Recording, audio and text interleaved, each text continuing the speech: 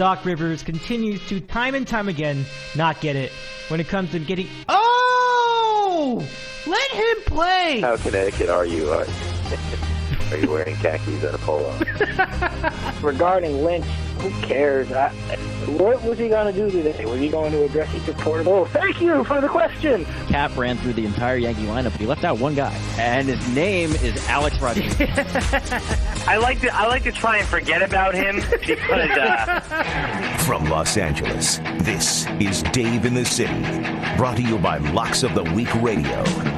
Now, here's Dave Medina. Good evening, sports fans, and a pleasure to have you here for the big MLB preview show. Good to have you with us from the Dave in the City studios in sunny Southern California.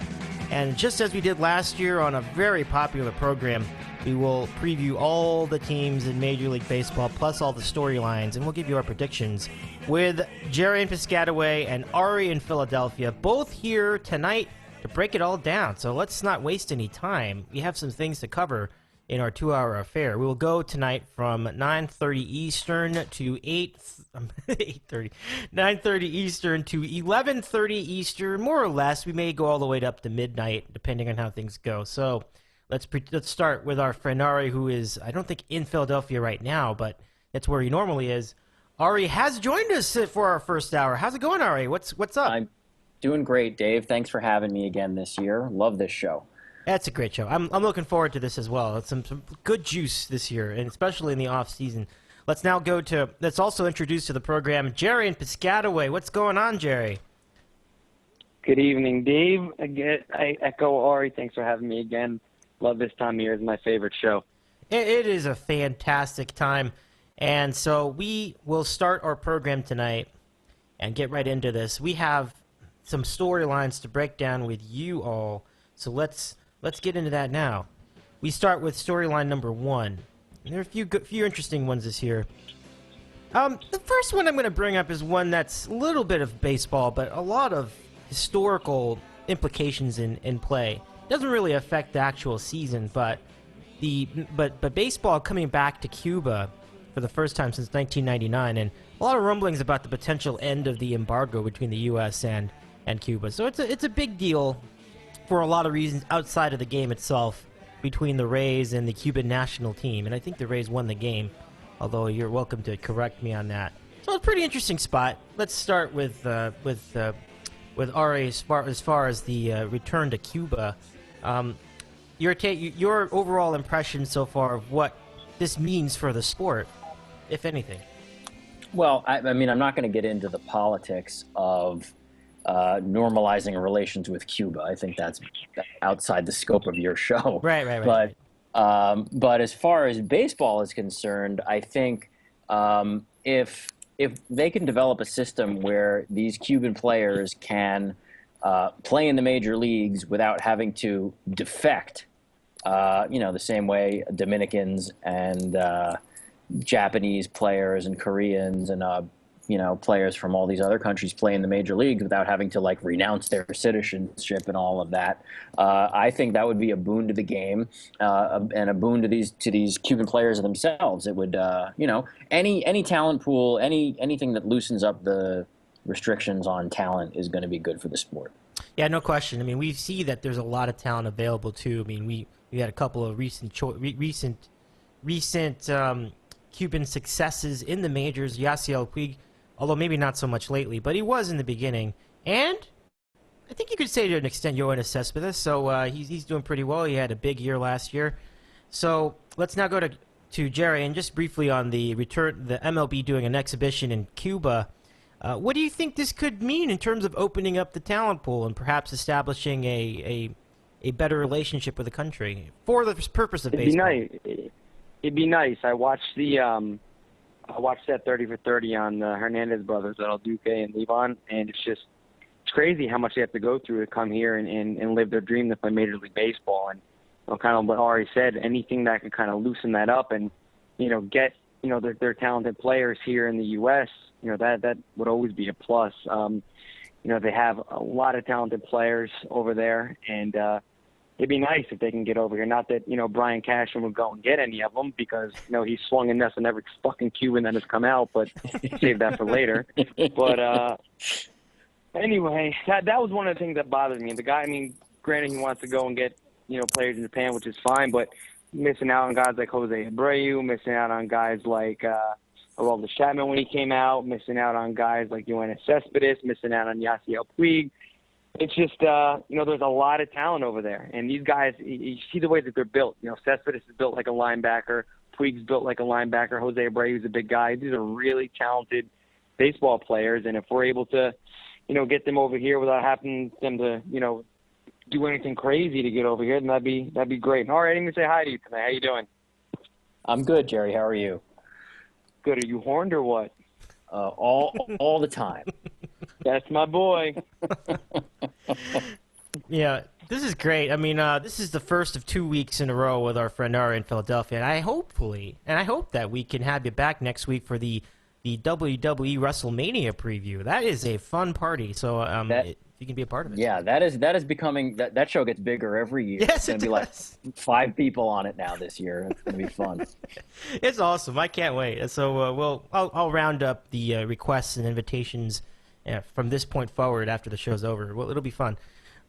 Couple notes I want to bring up on a more somber note with baseball. It would be remiss if I did not note a couple of passings over the last few months. One happened today, and the passing of Joe Garagiola at the age of 90. So he was certainly had a pretty long life, and a pretty long life well lived if you read some of the accounts of his lifetime. He's been involved in a lot of things besides just baseball. He has been a big part of entertainment. And I do remember that he hosted To Tell the Truth for a period. You even saw that depicted in Catch Me If You Can, if you saw that movie. But he has been really a great ambassador to the game of baseball, and I just remember he would do games with Vin Scully in the late 80s, and he used to do play-by-play before that on NBC for baseball, so he really meant a lot to the game, and he was a great player. You knew him for years and years and years, and it's pretty remarkable how these things can happen. So I would salute the life of Joe Garagiola. And he spent the latter part of his lifetime in the Arizona Diamondbacks organization, and I'm sure that the Arizona is going to have a lot of tributes to him during this season. So there's a lot on that. He was a nice guy too. He seemed like from the surface anyway. The other is Tommy Hanson, and I was shocked when I found out he died, but it was. You found that out today? No. I'm bringing it up because we're doing the preview. Like it happened a few months ago, but. It wouldn't surprise you if I found out today, right? But no, I'm just for posterity. Oh man. Anyway, it was from complications from cocaine and alcohol, and I remember when he was with the Braves, he had a lot of potential, and he was trying to get his way back. And it really is just sad to see that he had flown out so soon. Like he had burned up and died, and so that was a tough one to see. So that was it. I just wanted to bring that up. If you want to, I don't know if there's anything to comment on that, but rest in peace to them both for baseball. If anyone else that I missed with baseball passings in the last 4 months, just let me know. Let's continue though. In the meanwhile. Topic number 2 from our storylines, start of new labor talks. And here's what could be interesting. The Players Association is not a fan of the qualifying offer system. Their argument is that the new qualifying offer system devalues free agents. So that could be a point of contention because although everything else about the collective bargaining agreement seems to be very favorable to the players, and so there would otherwise not be much to discuss, but that could be a problem because we have seen already, like a lot of free agents are not signed, and I think they are blaming this new system as part of the reason. So we'll go to Cap for this first, and then we'll go to Ari. I'm really interested to see what Ari has to say about the possible labor talks coming up this year. The collective bargaining agreement expires this year, 2016, so it could be a very, very interesting and maybe even... Yeah, they signed a 5-year deal, correct, before?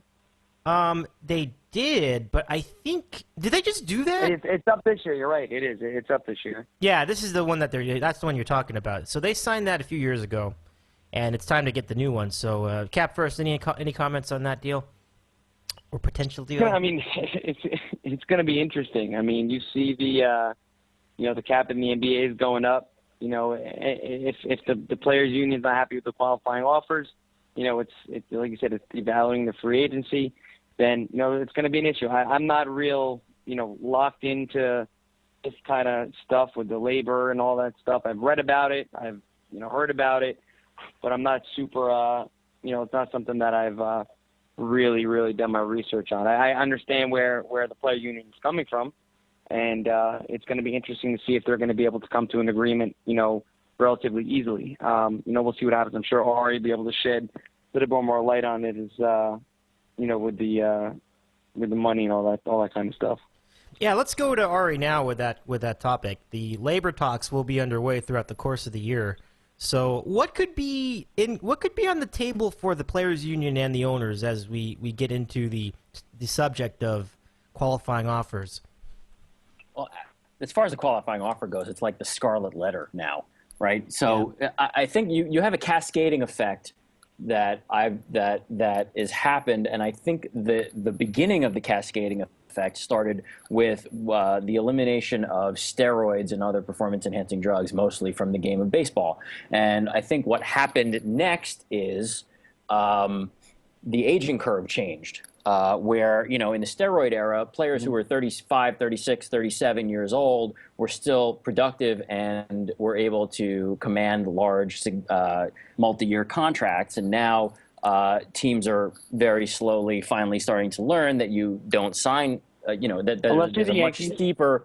Yeah, they're one of the last teams to start learning, but even they're getting a little younger now. And you don't sign these players to these long-term deals at that age now. And so what comes from that, the next step in the progression is to much more highly value these draft picks than used to be the case. And so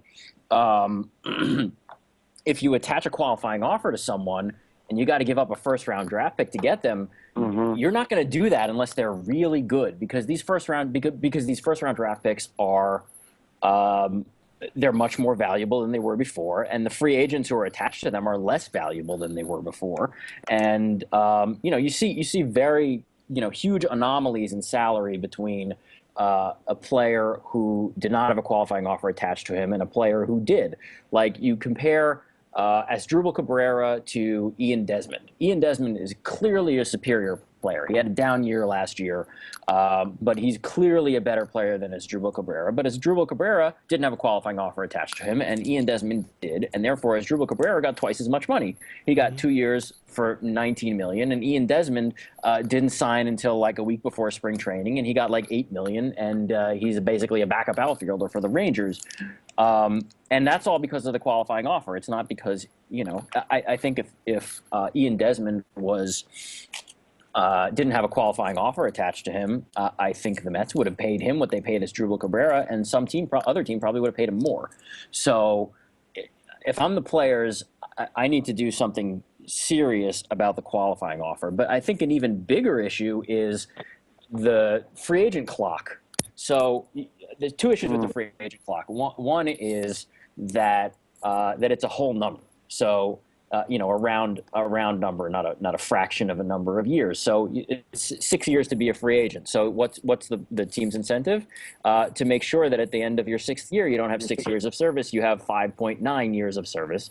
And so they do this ridiculous dance where they call you up 11 days into the season so that they control you for a seventh year. If they change that and made it so you couldn't do it after 11 days and you had to wait like half a season to do it, a lot fewer teams might do that.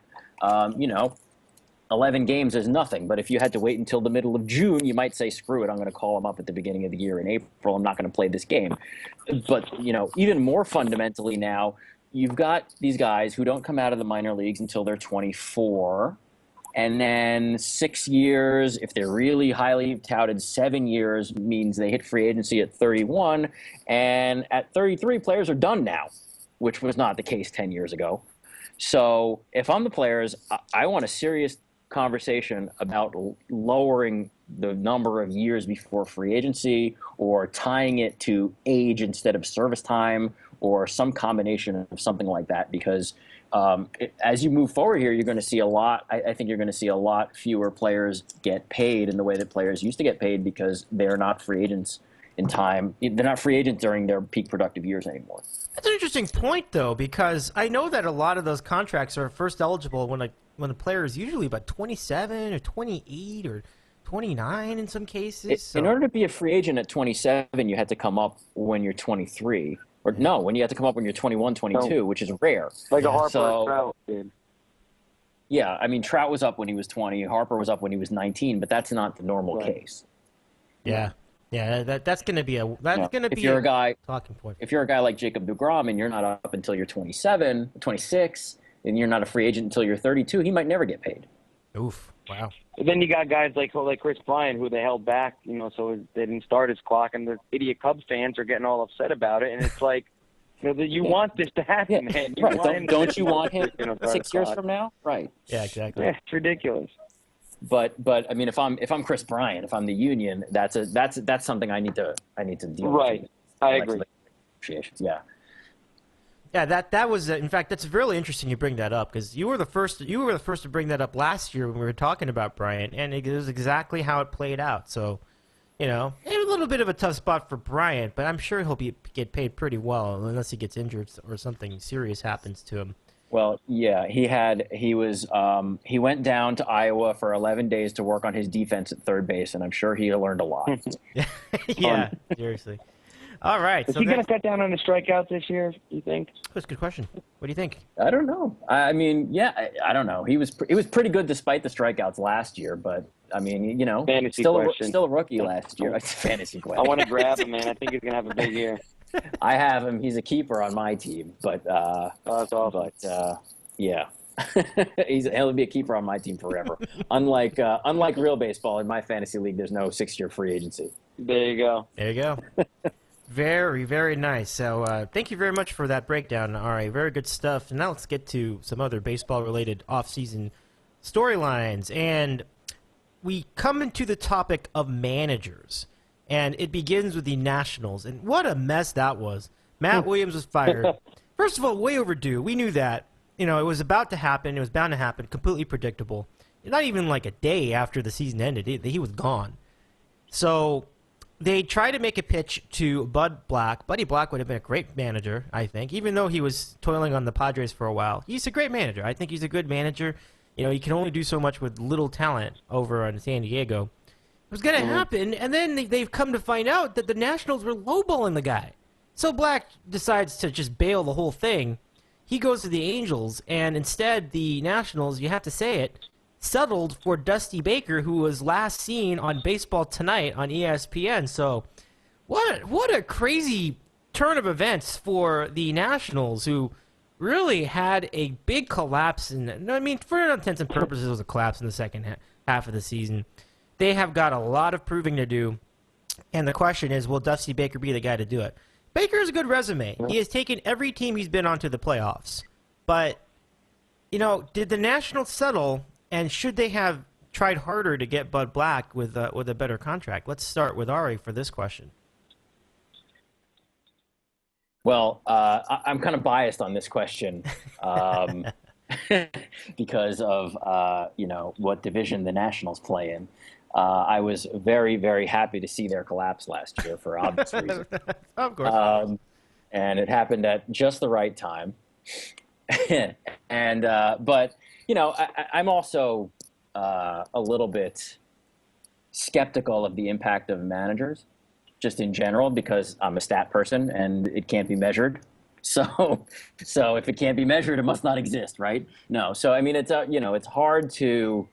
It's hard for me to wrap my head around the impact of a manager, because I can't put a number on it. That's a limitation on my own analytical skills. But Dusty Baker, if he's going to be good at managing a team, it's probably going to be a team like this with a lot of veteran players on it. I think he's good at that kind of thing. I don't think he's particularly good at handling, say, young pitchers, but the Nationals don't have a lot of young starting pitchers anymore. Even Steven Strasburg, who used to be considered one of the top young starting pitchers, he's in his free agent walk year already. So, he's managing a veteran starting rotation and a veteran lineup and, a team that's ready to win, though I hope it doesn't win again, obviously for obvious reasons, but it's a win now team and it's probably a good situation for him. And Matt Williams, I think, was kind of over his head, though. What's hilarious is that Matt Williams in 2014 was the manager of the year. So, I mean, that tells you something about, how we evaluate managers. You count wins and, and you assume that the manager had something to do with that and you give out an award, but I don't think it's hard to tell. It's hard to tell how much effect they have, but I think Dusty Baker, he's a good manager for that situation. Yeah, I think I would agree with that. I mean, you highlighted a great point that he is ideal in a situation with a lot of veteran players, and I think you can go back to the Giants when he managed there. He had Barry Bonds, he had Kenny Lofton, he had a bunch of vets on that team. Oh yeah, who was it? J.T. Snow, Jeff Kent. I mean, all these guys are veterans who had many years under their belt by the time that they got to the World Series. So it was that's a good situation for him, and the Nationals present another good situation for him. It's a great spot for him personally, and he certainly could make that team get back to the playoffs. There's plenty of talent. I mean, and then you've got Bryce Harper, who has had many words to say over the last couple of days, which I agree with, by the way. But it definitely is one that I think could work. I think Bud Black would have gotten them even further.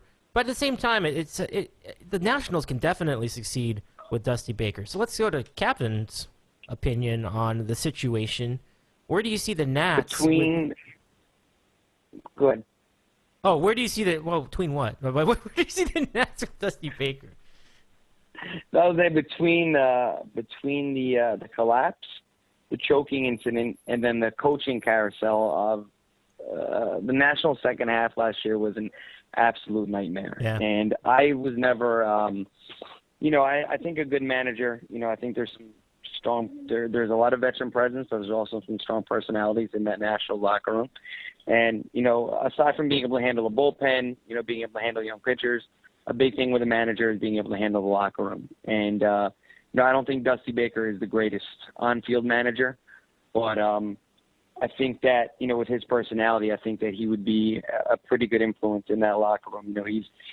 He has a resume where he's had some success, and I think that, like you guys said, if he was going to be successful somewhere, I think the Nationals pose a really good situation for him to do that. I think maybe if he went elsewhere, it might be a little dicey, but, because you do have the NL MVP, because you do have a pretty strong pitching staff, got some veteran guys, I think it's going to make his job a whole lot easier in making the Nationals compete. Now, they have to obviously compete with the Mets, who I think will end up winning the division. But, I think for him, it is the one of the better situations for him to walk into at this point in his career.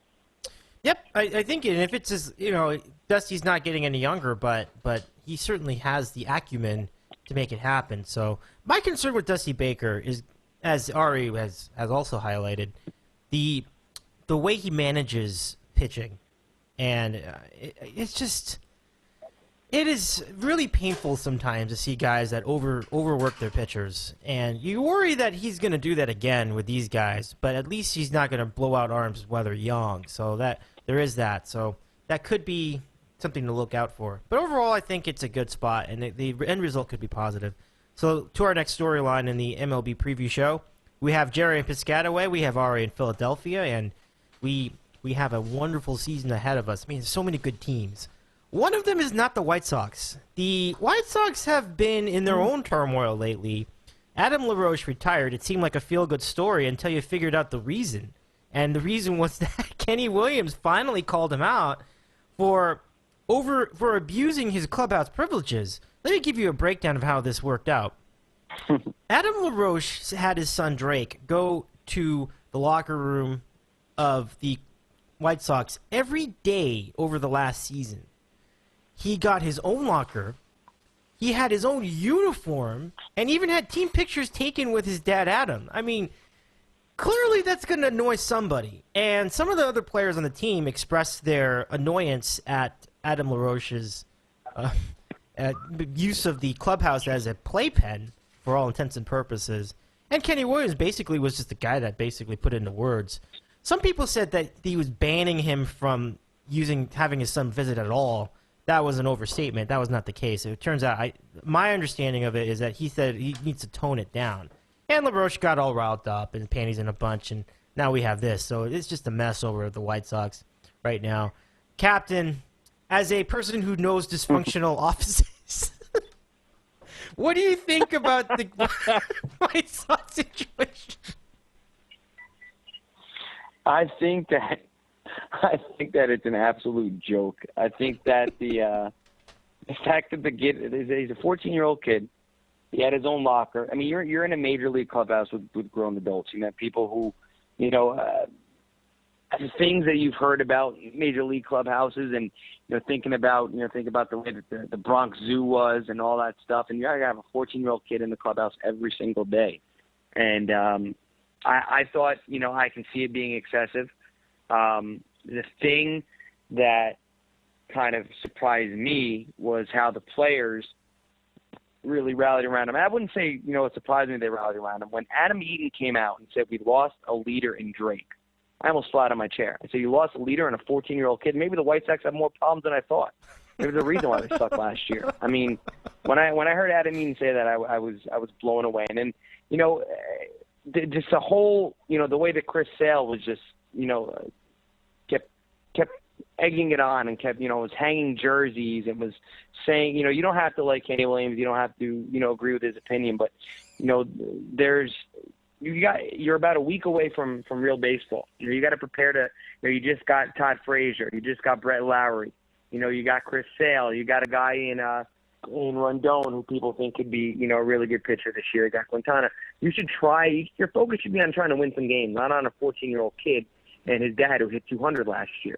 Granted, it's a shitty situation. It's something that's unfortunate that, he was granted these privileges and then, got it taken away. And then in the past couple of days, it came out that, some White Sox players did complain that, hey, this kid's in the locker room all the time. I don't feel comfortable. So if that was the case, maybe they should have went to LaRoche and kind of, brought up to him first, or had a meeting with whoever needs the manager and LaRoche.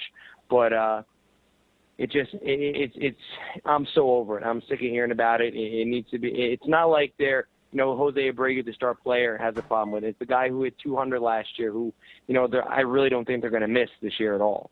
So I think they need to get over it. They need to start focus on winning baseball games. And, that's where I stand on it. Yeah, it seems that my understanding of the situation is that the whole thing, LaRoche and his kid, were a huge distraction for the White Sox, and I think his retirement, if it stands, will end up being one less thing for them to worry about. So let's get it to Ari for any final thoughts about the Adam LaRoche saga. The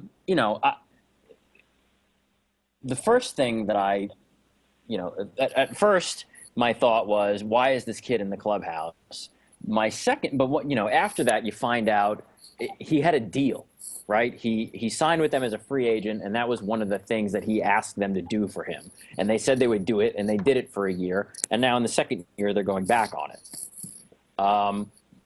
So then I feel for the guy because he made a decision based on that, or at least he says he did. And and if that's true, then I feel bad for him. As a parent, I understand he wants to spend time with his kid. I understand that you're away for 6 months basically, or at least 3 months, assuming the kid lives in Chicago and you can see him when you're at home. But even then, you basically come home from work at midnight, and that's rough. On the other hand, you're home for the other 6 months. You're home, so there's plenty of time at that time. And I feel bad for him, and it's lucky for him that he's made so much money in his career that he can choose spending the summer with his kid over $13 million. And I wish more of us were in that situation. And unfortunately, most of us are not. But, and that's good for him. I don't think anybody is in the wrong here. I don't think LaRoche is in the wrong for wanting to spend time with his kid and choosing his kid over baseball. I don't think the White Sox are in the wrong for not wanting the kid around all the time. And I also think if you fed some truth serum to the people in the White Sox front office, they're popping champagne corks in there the day he retired for his $13 million of dead weight salary on that team. So. If I were even more cynical than I am, I might think that maybe they pushed this on purpose. I was definitely surprised that he gave up that amount of money. That doesn't usually happen. That's a lot to say no, to just walk away from. Now, with baseball players, they've already been paid probably, in a lot of cases, over $50 million by that point in time if you're pretty good. Or maybe over $100 million if you're really good, or $200 million, or if you're Giancarlo Stanton, over $900 million by the time he gets to the end of his career. But in this case, it's still you're walking away from money. I mean, if somebody said you had $5,000 on the table and you're gonna say no, it definitely really makes you wonder. Like, he must feel really strongly about wanting to leave that situation. So that just goes to show you how the climate is over at the White Sox organization. So. What's the most you guys have ever walked away from in terms of money? I think the most I ever walked away from was like maybe $20, 30. I don't know. Cap, you want to take that one? You're the most money I've walked away from? Yeah. I've actually had job offers where recently that were going to pay me more than my current job, but I believe that my current job will have a better future and a lot more lucrative return, so I turned it down. Wow. So I'm not necessarily in the LaRoche category where I'm turning down millions, but yeah, I've done it under my something because I believe in my company. So LaRoche believes in family, so it is what it is. Cap, you seem like a very driven individual. I feel like even if like, let's say things sour at your company for whatever reason to the point where you want to leave, you're gonna have a fine time finding another job. It just seems like you've got that knack, and I think you've got the personality too. Just based on what I know. I appreciate that. No, I appreciate that, and I do appreciate that, and I do try. I try and work hard, and I like to network, so I do have a network of friends and associates where if something were to happen, I know I could turn to, and hopefully that would not be the case because I like what I do, and I think it has a really bright future. But no, I do appreciate that, Dave. Thank you. You got it. All right. Anyway, to the topic of how much you've walked away from. Now, only answer if you're comfortable. If we can, otherwise we can just move on. But that is a lot of money. I didn't realize we were doing random questions in the first hour, but we kind of did randomly. But yeah, I can't think of a time when someone offered me a sum of money to do something and I said no. It's not because I will say yes to anything. It's just because it hasn't happened. Yeah, I can't. I honestly don't have an answer, so I guess I'm the worst random questions guest you've ever had. But I really don't have an answer for this question. That's no problem. All right, let's get to the next and final topic of our storylines this year. There are a few others, but these were the major ones that I had on my mind. The final storyline going into this year is pretty direct effect on the field of play, and it is power shifts among top-tier pitchers. You're talking about big-name pitchers, big-time pitchers, very high-quality pitchers, moving teams. And it has really, really shifted the balance of a rotation in some pretty good teams, too. Give you a good example. Zack Greinke. A lot of talk about the Dodgers re-upping his contract. And he left and signed for money. The Dodgers did not seem to give him much of an offer based on what we know. And he ended up going to Arizona. And I was really upset when it happened the first day. But today, I feel like, you know what? The Dodgers are probably thinking ahead here. And we'll get into this in more detail when we cover the Dodgers. But the idea is that Greinke wasn't that young. If you think about it, he's already in his early 30s, and I think this year he might be 33, he might be 32. So it's not as if he's going to pitch that great again for more than maybe one more year of that, but that's it. So I think the Dodgers are just basically playing their hand and just saying, all right, let's just fold on this one and to see if we can get a better hand the next time out. And they've already got a couple of guys in the wings. We'll get into that more detail on that later. That's one. David Price goes from the Detroit Tigers, and he signs with the Red Sox for pretty big money. I mean, in fact, huge money. John Lackey, he was with the Cardinals at one point in time recently. He's now in the Cubs. And it says here after pitching for the Angels, which I think my notes are wrong, but Jeff Samardzija, who was on the White Sox recently as well, he signed with the Giants. I think it's a pretty good move. Guess who else they got? The postseason hero Johnny Cueto from Kansas City. So, man, we have got some pitchers really changing roles. It could be changing. Don't forget, Shelby Miller got traded to the Diamondbacks too. Oh, look at that! Look at that! I don't know what the Diamondbacks are going to do with that, though. I think it looks great on paper, but I'm a little skeptical with the Diamondbacks right now. But if the Shelby Miller thing pans out, and he has pitched very well for St. Louis, it would be a very good get. So I think we'll just have to watch it. But, yeah, now that actually makes him a little more legitimate. I certainly did not think so beforehand.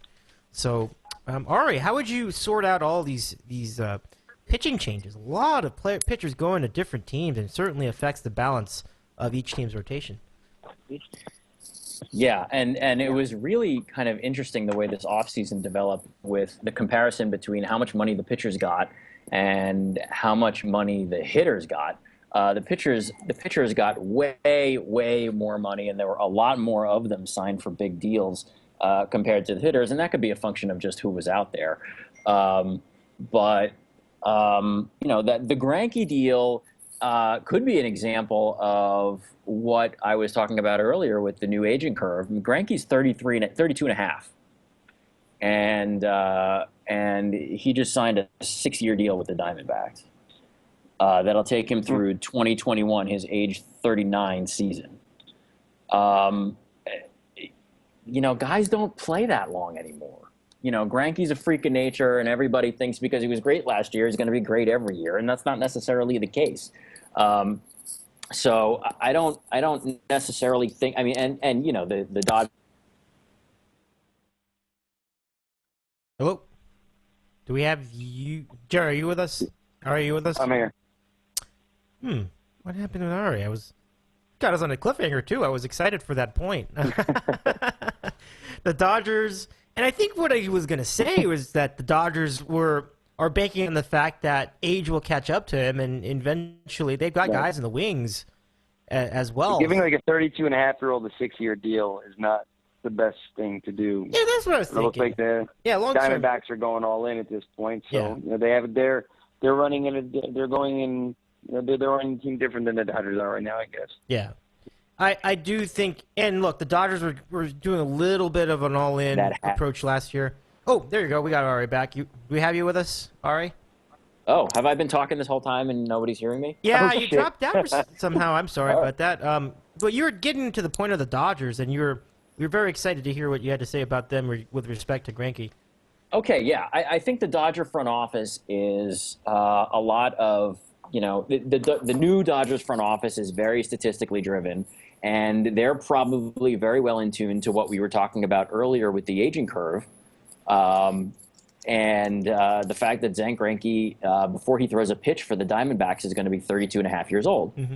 And I think they're looking at that saying, we need every team in Major League Baseball needs to get younger because 33, 34, 35-year-old pitchers can't pitch anymore. And now Greinke has signed for, ages 32 through 38 with the Diamondbacks. And I think the Dodgers at the end of 6 years are going to be pretty happy that he opted out and signed elsewhere. Though this year it may look like a bad move because he's probably still going to be good, but it's a 6-year deal. And so I can understand why they didn't do it. Yeah, I wouldn't have wanted the Dodgers to do a 6-year deal like that. It would have been very dangerous because does he really have $206 million of production left in that arm of his? Yeah, exactly. I mean, I felt like that was the peak. I felt like that was his peak right there. Last year was his peak season, and I feel like you could probably go about that good again, But he's not going to do that consistently the rest of the time. I mean, it would be hard to if you look at the top 50 pitchers and sort them by whatever statistic you want to sort them by, how many of them are over 33? Yep. Good question. Like, Not a 2, lot. 3 of them? Yeah. Yeah, not a so, lot. There's, John Lackey, who's 37, but, other than him and Greinke, who else? It seems like baseball is catching up with the other sports. Like in basketball, when a guy starts to hit, 33, 34, he really starts to break down. In football, guys are lucky to get, to the mid-30s and still be very productive. And whereas baseball, a couple of years ago, you're getting, 4 or 5 year deals at age 34, 35. And it looks like, like Ari said earlier, with the PEDs out of the game, they're really starting to catch on to the other sports. And, baseball, teams need to get younger. And that was, one of my biggest gripes with my team is, you got to stop signing the Beltrans at 35 years old. You got to stop signing, 31-year-olds to 7-year deals. And it's just, baseball has to get younger.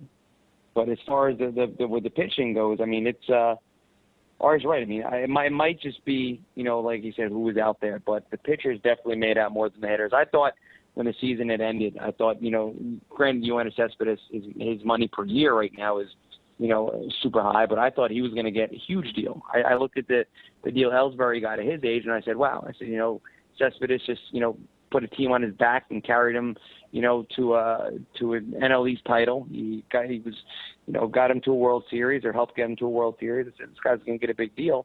And, he couldn't get more than 3 years. So it was interesting how the market played out. And, I think some of the big moves, like Ari said, happened, with the arms. And, David Price's money was crazy. I'm sure we'll get into that later. But, I think Shelby Miller and Greinke in Arizona, I didn't think Shelby Miller was a number 1, but I think he'd be a fine number 2. And Dave, I know you say you don't believe in Arizona, but you look at their offensive numbers last year, they're amongst the top in the NL. You were right about bring, that. Two really good pitchers into the mix, and you never know what could happen. I think Tomas is going to grow and hopefully for them at least take that next step and be a real productive player. Goldschmidt, is an MVP caliber player. AJ Pollock was a great player for them last year. You add those 2 arms to the mix and see what happens. You are right. You have a point. I mean, the Diamondbacks offense has been very good the last couple of seasons. And I'm not saying World Series. I'm just saying I think they'll be improved. Well, they could be like the Blue Jays last year. They could have a nice run and just get a couple pitchers to do just enough. In this case, it'll be better than just enough because these are good guys that can pitch on paper. So, that might be all they need. And the Blue Jays took it and rode it. The Orioles took it and rode it the previous year. So if you have a very good offense, you get some pitching on some level, 1 starter even, that could be reliable. Really, 2 would be ideal, would be best. Really 3, but let's say 2. That can get you places. Well, but the one thing that I think I would say that's a little different with the Diamondbacks, they got 2 other teams that are really good that they're going to have to go against, whereas I don't feel like that happened with Toronto last year. You're right. But that is but you got to watch for them. You're absolutely right. Yeah, I mean, I don't, like I said, I don't think they're going to win any divisions or anything. I just think they're going to be improved. They had they stay healthy. They have a really good offense, and put those arms in. I think they could definitely be a tough team to face. I mean, I know you as a Dodger fan, you know how tough Greinke is on hitters, and Ari, watching the NL East all the time, you know that Shelby Miller is a pretty good pitcher. So add those 2 together, with a pretty good offense. I think that Diamondbacks definitely improved. I'm not saying it puts them over the top and makes them a playoff favorite, but I think that they are definitely one of the teams to watch this year. Okay, very good. Let's get to our division previews in that case. We start with the American League, and in the American League, we begin with the East. And we mentioned the Blue Jays. This is the team that won the division last year. Is it? I think it is, yeah. They won the division last year. I don't think anyone else was even close. Maybe the Orioles, but I think that was it. No, man, the Yankees came in second. Oh, the Yankees were close. Okay, but I mean, they were in second place. This is correct, and the Yankees for that effort didn't really do much in the offseason, honestly. I was looking at the projected lineup, and it seemed like all the same guys from last year, except for one notable difference. A-Rod. Now I don't know if this is just Twitter rumblings or if this actually was announced, but is it true that A-Rod is going to retire after the season? Yeah, I mean, he said that, that he, when his contract was up, he was going to be in debt. And I mean, I'm not surprised by it. I mean, I didn't expect anybody to give him a deal at 43 years old. And, obviously nobody in the NL, because he can't play defense. I didn't think that he'd go anywhere else in the AL either. So it didn't surprise me. But, yeah, I mean, that is what he told ESPN today, that, after his deal's up with the Yankees, he's going to be done. That's wild. If they had his deal's not up this year, is it? His deal's up after next year. I think it's after 2017. Is that what I heard? Next year. Yeah, 2017. Yes. Yep. And you got another year with that guy? Yeah, 2 more years left. 2 more years Holy left. mackerel. That was such... extension. Oh, man. Oh, man. If baseball economics then were like they are today, you guys would be spared 5 years of this. Unbelievable. Oh, man. Another year. I forgot about that. That is true. So, Ari, when you look at this division, you also have another retirement party. David Ortiz, who is going to pull a Kobe and just ride the whole season as a swan song. So people, he'll probably be getting gifts like Mariano Rivera, be doing tributes and so on. Where do you see the division? Now, you got this nonsense with the Red Sox, but the Red Sox also have a couple good pitchers in the loop, and David Price, for example, in a good spot. The only thing is, you remember last year with David Price, and he didn't get the run support. He pitched as well as he possibly could have in those postseason series, but he still is looking for that postseason win. And it just disturbs me that it can, because at some point, does it become not a coincidence? It's been a long string of games that he couldn't win in the postseason. Is that something the Red Sox have to get there before we even get to that point, but what does he present to the Red Sox rotation?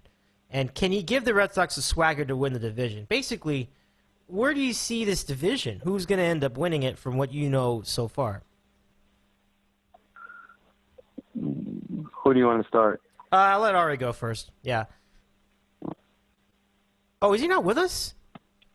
And that must be what happened. Okay, let me see. Ari, you there? Hello? It's hotel Wi-Fi, Dave. I'm telling you. Oh, is that it? Killing me. That's right. Yeah. Oh, you know what? It was. I did it. I tested it. It's really fast, but it's there's fast and there's reliable, and I guess this is one and not the other. But anyway, I'm back. So, are we still doing the AL East, or do we move on? No, we're doing the East. I took a while. I got a little long-winded explaining the division, but who do you like in this division? It's a little bit wide open, but not exactly. Who do you like? The Blue Jays were really, really explosive last year. Really explosive offensively. They still have all those guys back. Yeah.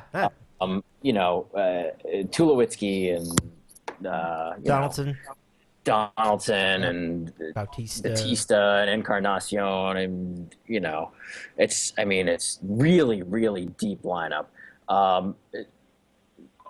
I don't know. I feel like I still like the Red Sox, even though I liked them last year and they were an absolute disaster. I feel like they got better at the end of the year, which, you can say it was garbage time and they were already dead. So, you put a little bit of stock into it. Pablo Sandoval is fat, and, you're worried about him. And Hanley Ramirez is playing a new position again, and so you're worried about him. But I don't know. They've got Mookie Betts. They've got David Price. They've got Craig Kimbrell. I don't know. I think I'm going to pick the Red Sox, but I don't feel confident about it. Yeah, Now, one of the guy that they were talking about, our Red Sox friends on the board, we're talking about a guy named Shaw. I think it was Chris Shaw or somebody that was getting called up. So that's another factor for the lineup. But no, the third baseman. Yeah, it's true. Another third baseman. I guess that's going to be an interesting topic. How would that fit with Pablo? Travis Shaw or something? Yeah. A year from now, it's easy. Either Hanley Ramirez or David or Pablo Sandoval becomes the DH, and then you move the kid to third base. But this year, that's going to be interesting. Yeah, no doubt. Okay, Cap, what do you see for the division? I think it's I think at this point it's the Blue Jays division to lose. I'll tell you right now, when the Red Sox got David Price, I didn't bat an eye. I am not, yes, they're improved, but they have a long way to go. Behind David Price, is shit 1, shit 2, shit 3, and shit 4. The David Price brings them stability, no question. He's a guy that they'll throw out every fifth day, will give them good starts, consistent starts, and I think that offense will be good enough to score some runs. I know Hanley Ramirez had a down year last year, but once he gets locked in and once he gets his head right in that ballpark, I think he can be deadly. They'll have Dustin Pedroia healthy, this year hopefully for them, that he's healthy this year and he'll be able to produce. Xander Bogaerts, who all you guys know, I think is, and obviously Mookie Betts, who broke out last year. So I think their offense will be fine. I think losing Carson Smith for a portion of the year hurts because their offense definitely takes a hit. Not their offense, their bullpen takes a hit. And like I said, that rotation just doesn't do anything for me. You got Buchholz, Porcello, Eduardo Rodriguez are going to start on the DL. Joe Kelly, and then Urias is going to be your fifth starter. It just doesn't. I don't know. Vegas is picking them to be 92 games. I just don't see it. Craig Kimball's an absolute stud. The guy is going to be one of the top, closers in baseball. He doesn't. I don't think he's going to blow many games. But that bridging getting to him is a little shaky. That rotation in that ballpark is a little shaky. And like I said, I think David Price is going to be good, but I'm sure he'll have his outings where he's not sharp, and that ballpark won't play well to him. And I think that they surprised me how much people in Vegas like the Red Sox, because I do think there are some things there that they lack. But hey, I thought the same thing in 2013, and they went on to win a ring. So what do I know? But I think with the Blue Jays, I think their lineup is so powerful, so potent, that all they need is a little pitching. I think Marcus Stroman's a good pitcher. We'll see what Drew Hutchinson can do this year, but their Blue Jays rotation really is nothing to cry home about either. But they just have a lineup that is just doesn't stop. Donaldson, Batista, Encarnacion, Tulowitzki, Colabello's not a bad player. Russell Martin. I mean, they have a lineup that doesn't quit. I mean, they got guys in there hit 30, 40 home runs, on base percentage, 400, close to 400. I mean, their lineup is just incredible. And I think that they are, I think they're the team to beat. I think the Yankees are a real, interesting team because I think there are a lot of question marks. There are a lot of what ifs. And I think that their rotation, has the highest upside in the division. As crazy as that sounds. I think 1 through 5, they have guys where if they can stay healthy, that they can produce. And I think their biggest worry for me, and I've said it over and over, is their offense. They have a lot of age on offense. They have a lot of inconsistency on offense. They have a lot of guys who tend to go down with injuries on offense. Like Jacoby Ellsbury, Mark Teixeira, Alex Rodriguez is in his 40s. So I think that offense is not very well put together. And obviously Carlos Beltran's another guy who gets injured a lot. I think their offense is going to be their biggest downfall. I don't expect the Yankees to be a very good team this year. I didn't last year either. But I think that they're a team that can probably win, maybe 83, 84 games. I'm going to pick the Blue Jays to come on top of the division. I think the Orioles, they do have some offensive tools. I think Manny Machado is a fantastic player. I think Chris Davis is a very good baseball player. Adam Jones is a very good baseball player. But same problem with them is they have a very weak rotation. The bullpen isn't bad. They got Zack Greinke, but their rotation is very weak. And I think the Rays can stay in the mix if they hit a little bit, because the rotation is really good as well. So I'm gonna go with the Blue Jays. I think it's their division to lose. If they stay healthy, I think they'll come away with the AL East. Yeah, this is a tough call. This would have been an easy prediction if the Blue Jays had better pitching. I do like their bullpen okay, although it's not really good. Well, they got Storen and Ozuna, which is pretty good. Ozuna, yeah, I agree. Those guys are solid. So they got two decent pieces, whereas like the Red Sox losing their setup guy, they got Kimbrel, and so if the Blue Jays could find somebody in the middle of the year, if they could find somebody at the beginning of the year to be consistent and be solid in middle relief, I think they'll be okay back there. Good stuff, Cap. Let's go to Ari for any residual thoughts on the AL East. Yeah, I mean, like I said, I don't feel confident with my Red Sox pick. The bullpen, in addition to those guys, they also have Koji Uehara, who used to be the closer. He's in his 40s now. Who knows what he'll be, but he's now setting up. And so, they said he can't go back-to-back days, though, right? I didn't see that, but that's a limitation. I didn't know that. But well, that's what Andy said today, so I'm not sure. Oh well, he would know better. He follows the team better more than me, and so that's he's in his 40s, but he was good last year, so who knows? And you got Tampa has Kevin Kiermaier, which Cap knows I think is the MVP of the American League, and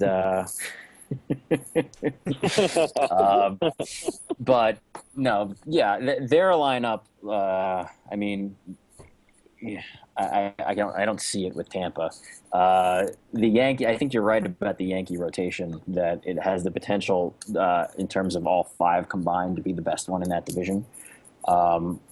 If Pineda can stay healthy, and if Tanaka can stay healthy, and if CC Sabathia can give you something.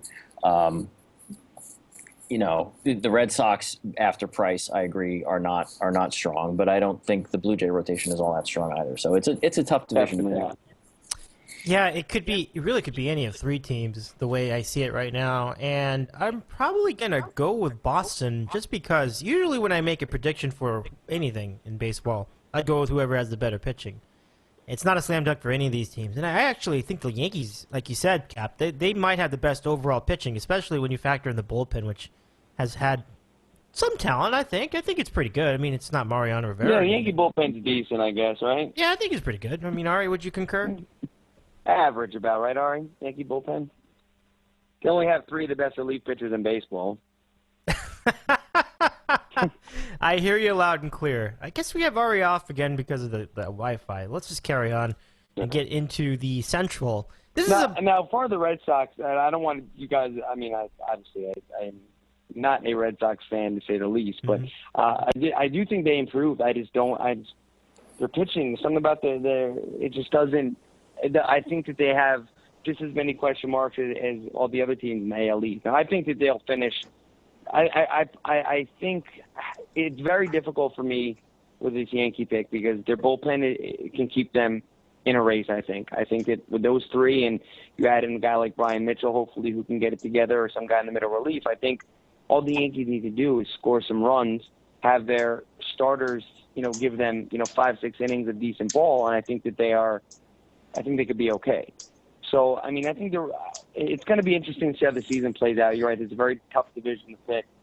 Boston has some really good young players like Betts and Bogarts, and we'll see how the kid Swihart is behind the plate. He was pretty impressive last year, so we'll see what happens. I think if hey, Boston very well could win the division. Who the hell knows? I just going into the season, I just think that there's some question marks there that I don't like. But hey, Vegas likes them, other people like them, so what the hell do I know?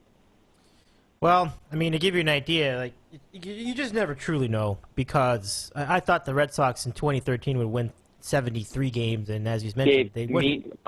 Me and you both. I remember we had the baseball show, and I had there was no way in the hell I thought they were going to even make the playoffs, and they went and won a World Series. I mean, that was crazy. Yep. Got to give it to them. I mean, sometimes they can roll it out there and be really, really dominant when it counts the most. Absolutely. Well, speaking of guys who are dominant, how about the Royals last year? Really just dominated teams. Woo. That's another pick I got wrong. I thought that they would struggle there, and see, they didn't. I looked at their rotation too, Dave, and I'm like, wow. I'm like, this is the team that people are picking to go back to the World Series. Their rotation's garbage, and that's the thing with the Yankees where I see where the Royals' rotation's bad, their bullpen is dominant, their offense isn't. Their offense wasn't. One of these offenses that'll, like the Blue Jays. I'm like, if the Yankees could just stay healthy, maybe they could, make a push to have an 87, 88 win season and maybe make the playoffs. You know what I mean? But yeah, last year I was 100% wrong on the Royals. They were the world champs, and I don't even think I picked them to win the division.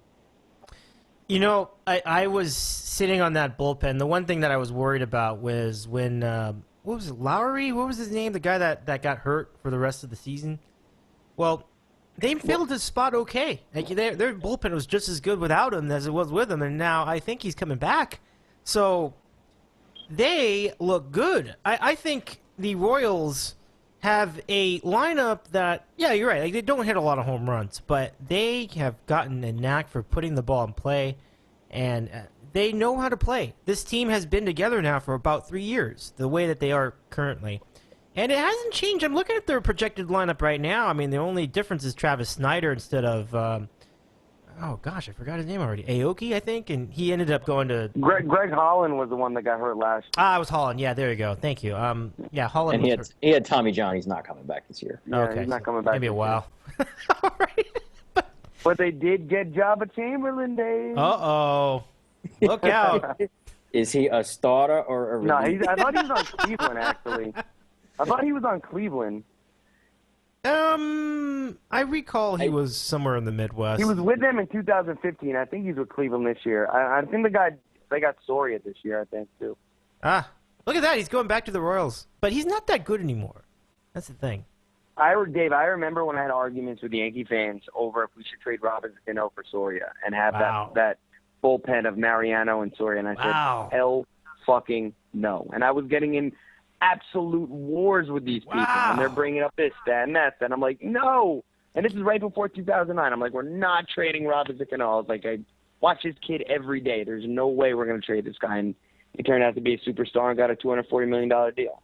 That is awesome conviction by you, and you just can't trade anybody for a closer. That's just dumb, especially a franchise. Relievers are a lot of relievers. Are weird. One year they're dominant, the next year they're shit. Exactly. It's sort of like what they would say. You don't pay for saves. That's true in fantasy baseball, and that's true in real baseball. You don't want to put a lot of money to saves. I saw the Mets went after Joe. What is his name? The guy on the Mariners, but whoever his name. I forgot his name already. J.J. Putz. J.J. Putz, that guy. And I remember how he was... when they had him in... yeah. They're closer than Ari. K-Rod. Frankie Rodriguez. K-Rod, yeah. And it looked on paper like that was a good... That was in 2009. I remember that. I remember went to opening day. I went out to watch... The Yankees played in Baltimore, and the Mets played... I want to say it was in Cincinnati. I'm not 100% sure. And they won the game like 2-1 or 3-1. It was a very low-scoring game, and Putz and K-Rod did their job. And I was like, wow. I was like, if this can happen all year with that Met offense, the Mets are going to be tough. And then Putz just fell off a cliff, and the Mets got hit with a bunch of injuries, and that their season kind of went downhill from there. But that's what they were trying to do. They were trying to set up that master bullpen. You're right, Dave. You get a guy like that, you make a trade for me, go get him, and look what happened. Yeah, that's where you got to be careful. It's simply just a matter of being careful. It can look good. It looks good on paper a lot of the time, but as you mentioned, closers can be so volatile. So it's always a trick. If you're gonna get guys, try to get them from within, or don't spend a lot of money and acquiring them. I think guys like Kimbrel will be. I think Kimbrel's going to be a stud. I think he'd be fine wherever he went. I think a guy like Chapman would be fine. A guy like Miller would be fine. But you get some of those other guys. The big guy who I have my eye on this year is Ken Giles. I think his stuff is nasty. I think he brings a element to the Houston Astros that they haven't had in a while. And that is that back of the power arm in the back of that bullpen, as a closer. And I'm interested to see how he does, if he was a one-year wonder, if he just falls apart, because I have really, really high expectations for that kid.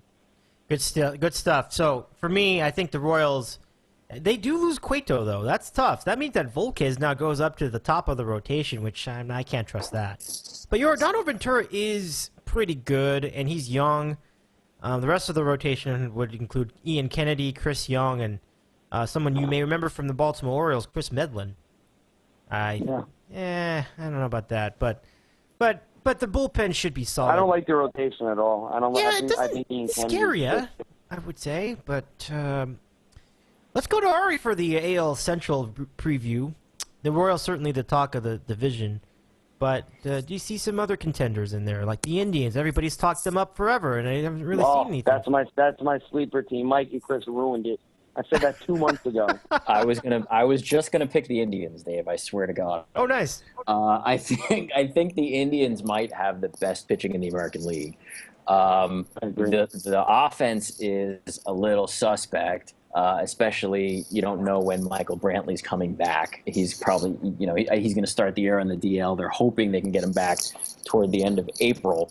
So the lineup looks sketchy, but that pitching staff, compared to the Royals pitching staff, which is, Yordano Ventura and Ian Kennedy and Volquez and Chris Medlin, like we were just saying, I'm not a fan of that. I don't think it's very good at all. However, I will say I wasn't a fan of their rotation last year. I wasn't a fan of their rotation the year before that either. And so, they seem to do it with contact and bullpen and defense. And so, they seem to do it without having the power rotation. They have other strengths, but I don't know. This Indians team, to me, with these pitchers, I think, with Kluber and Carrasco and Danny Salazar are going to be very good. That's my pick for this division. Very good, Cap. Oh, I'm sorry. Go ahead. I'm not a fan of the Royals. I'm not a fan of the Royals. I'm picking them, even though they did win the World Series last year. Does some of that have to do with advanced stats not really favoring that style of play, or no? I'm pretty sure you got to just say. Yeah, the advanced stats never love the Royals. It's true. The Royals do. It's true. Because their starting pitching is not great. Advanced stats don't value bullpens, and advanced stats right now. But don't they value defense? Don't advanced stats value defense? They do overvalue defense, so that should be in the Royals' favor. But they probably undervalue bullpens, and they also probably don't negatively value strikeouts by hitters enough. Mm. All right, but I like your pick, Isn't though. over under like 84 games? For who? Yeah, it's for the Royals. Oh, wow. It's really low, right? Yeah, it is, and it was last year and the year before too. They somehow exceed that every year. Yeah.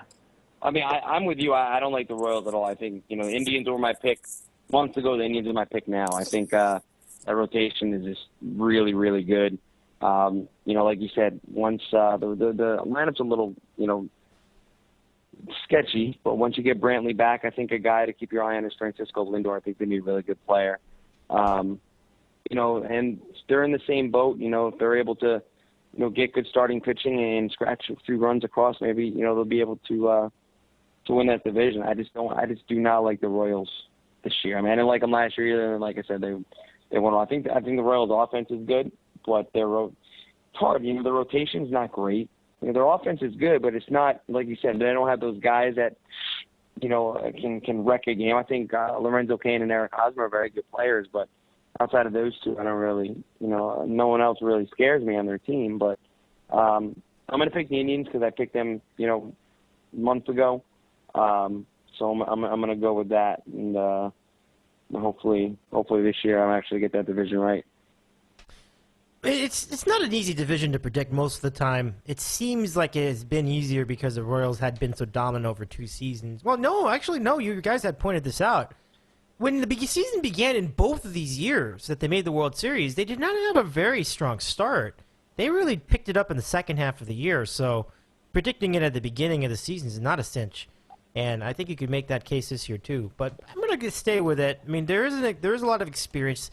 They've played together for an extended period of time, and I think that counts for a little bit in the evaluation. But you have raised great points on the pitching, though.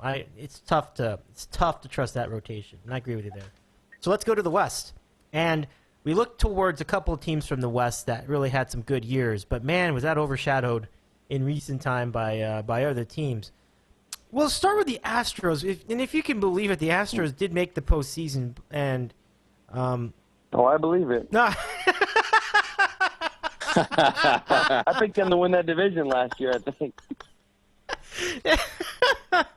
Yeah, so certainly that's how the postseason started. The Astros took over the Yankee Stadium and just shut them down. I mean, Keuchel had a very nice year, and that got them into the next round.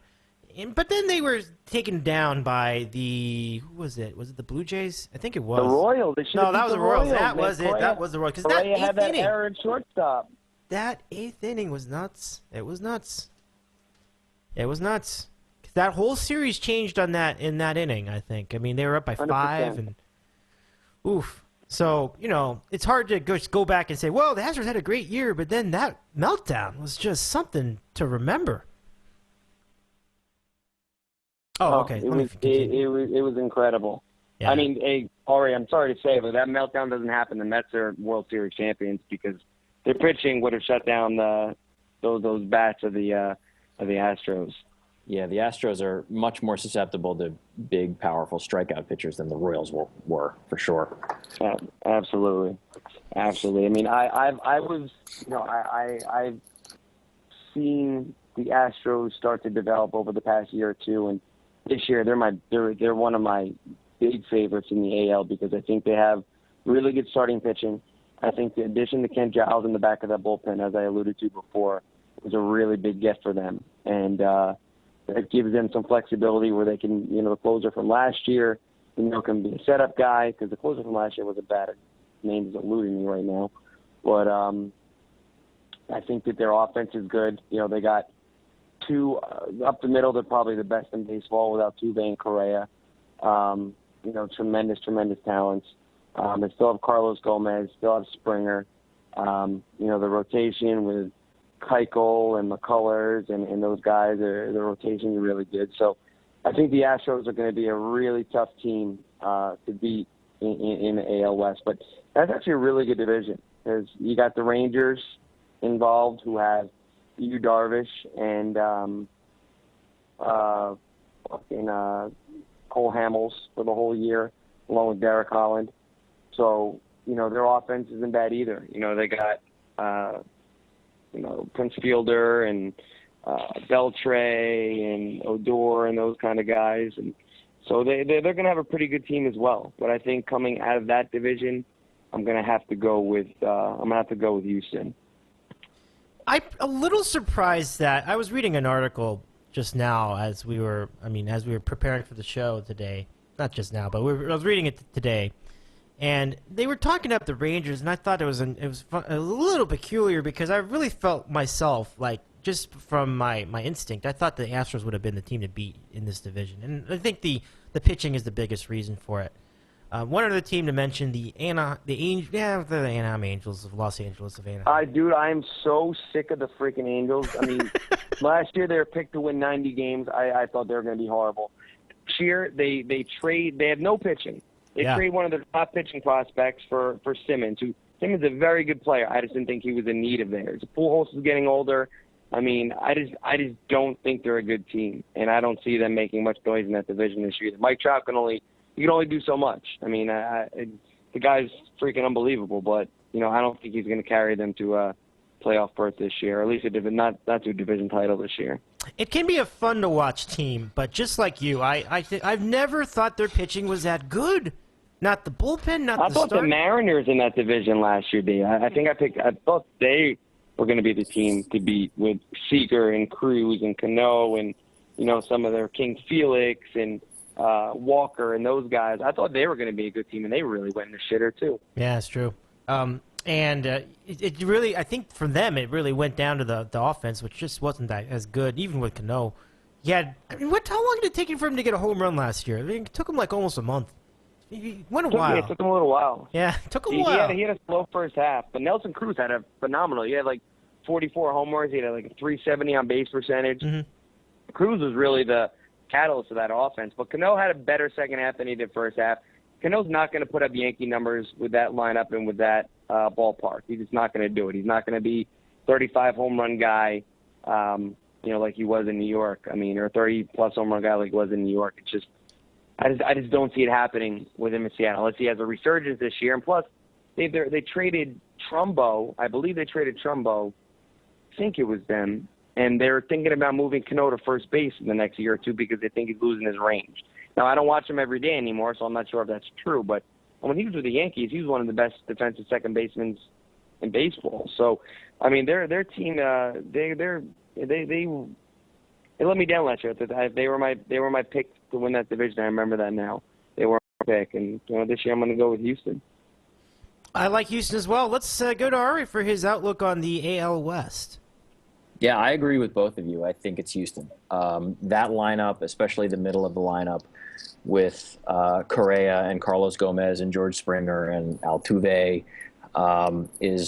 that's a very, very good core of hitters. Now they're a little bit susceptible to strikeout, and that's a concern. But I think at the end of the day, they're going to produce a lot. And the top three pitchers are very good. Giles in the back end of the bullpen is very good. I didn't like the Rangers last year. I thought they just kind of turned it on late and had a lot of luck. I didn't buy into them. I don't think they're bad. I think it's going to be an all Texas AL West this year. But so I'm not saying the Rangers are bad, but I got to go with you guys and pick the Astros. And it really has a lot of potential, that team. It will be a lot of fun. I mean, guys coming up, as you guys have already talked about, I mean, these guys are just up and really making an impact. And Correa in particular, I really had fun watching that whole thing develop. That team is really growing together, and they'll do more of that this year. I just think they've got more upside than the Angels would. A lot of some old guys and other guys. And John Figgins retired, and he's going to do some one day contract to do, just to, I don't know, so the fans can salute him, and then he can walk off the field with his head held high, I suppose. He was fun to watch for a while.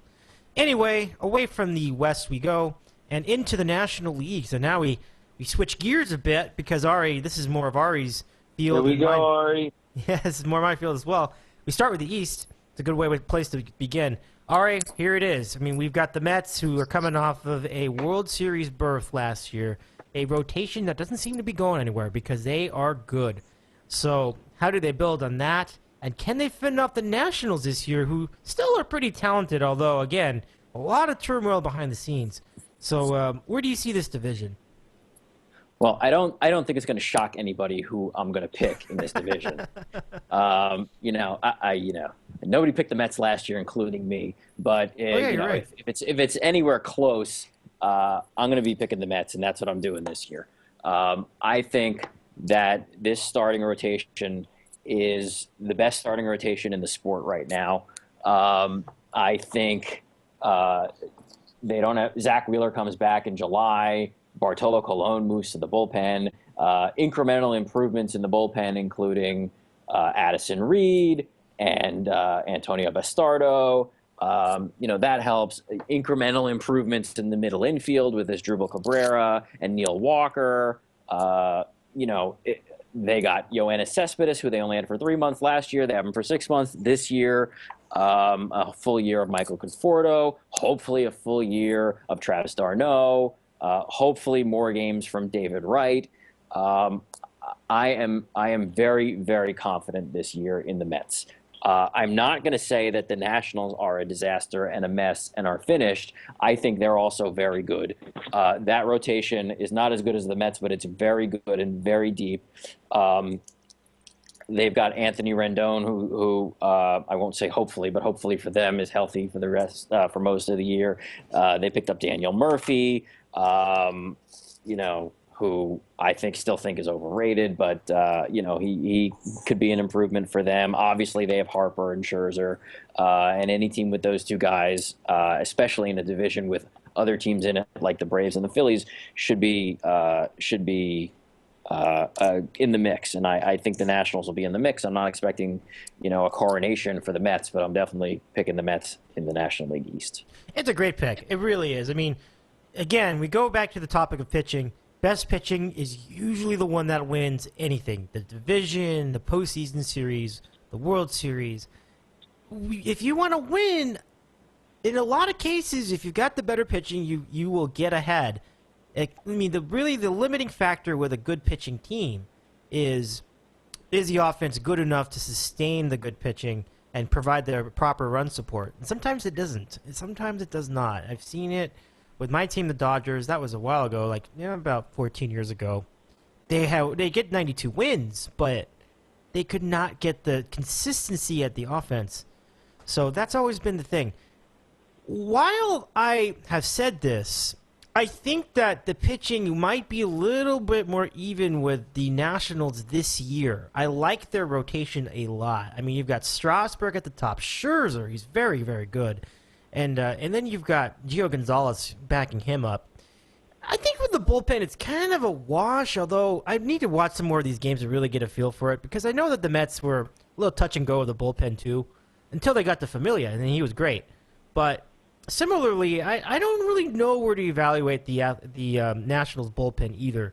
Papelbon I don't trust at all, but the other guys, I don't know. It could be interesting. So I'm going to take the Nationals. I think the pitching's a little closer. I still think the Mets pitching is the best, but it's close enough where I think the difference in the offensive lineups could be enough to get the Washington Nationals the title. So we'll see. Now let's go to Gerry and Piscataway.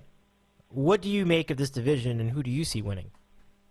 I think it's going to be fun, and make sure that obviously this is being recorded. So I hope Gator hears this, so he doesn't go into his "you Yankee fans" diatribe next time I mention something about the Mets, because I am picking the Mets to win this division. There you go. No question, hands down. I think that their rotation is the best in baseball. I think that a full year from Fordo, like Ari said, a full year of Yoenis Cespedes, as Ari alluded to, I think that's huge. Because if you remember last year, the Mets before the trading deadline, they were maybe, 2 games over 500, was it, Ari? Or like a game over 500. And once they were able to score some runs to back that pitching, and it was, they hit the ground running. And I think that this year, I think Neil Walker, I don't think they're going to miss too much from Murphy. I think Neil Walker will be a fine replacement. I think having, like I said, Conforto and Cespedes for a whole year will definitely help. You just got to hope health-wise. You got to hope that David Wright stays healthy. You got to hope that Travis d'Arnaud stays healthy, and you got to hope your big guys stay healthy with any team. That is.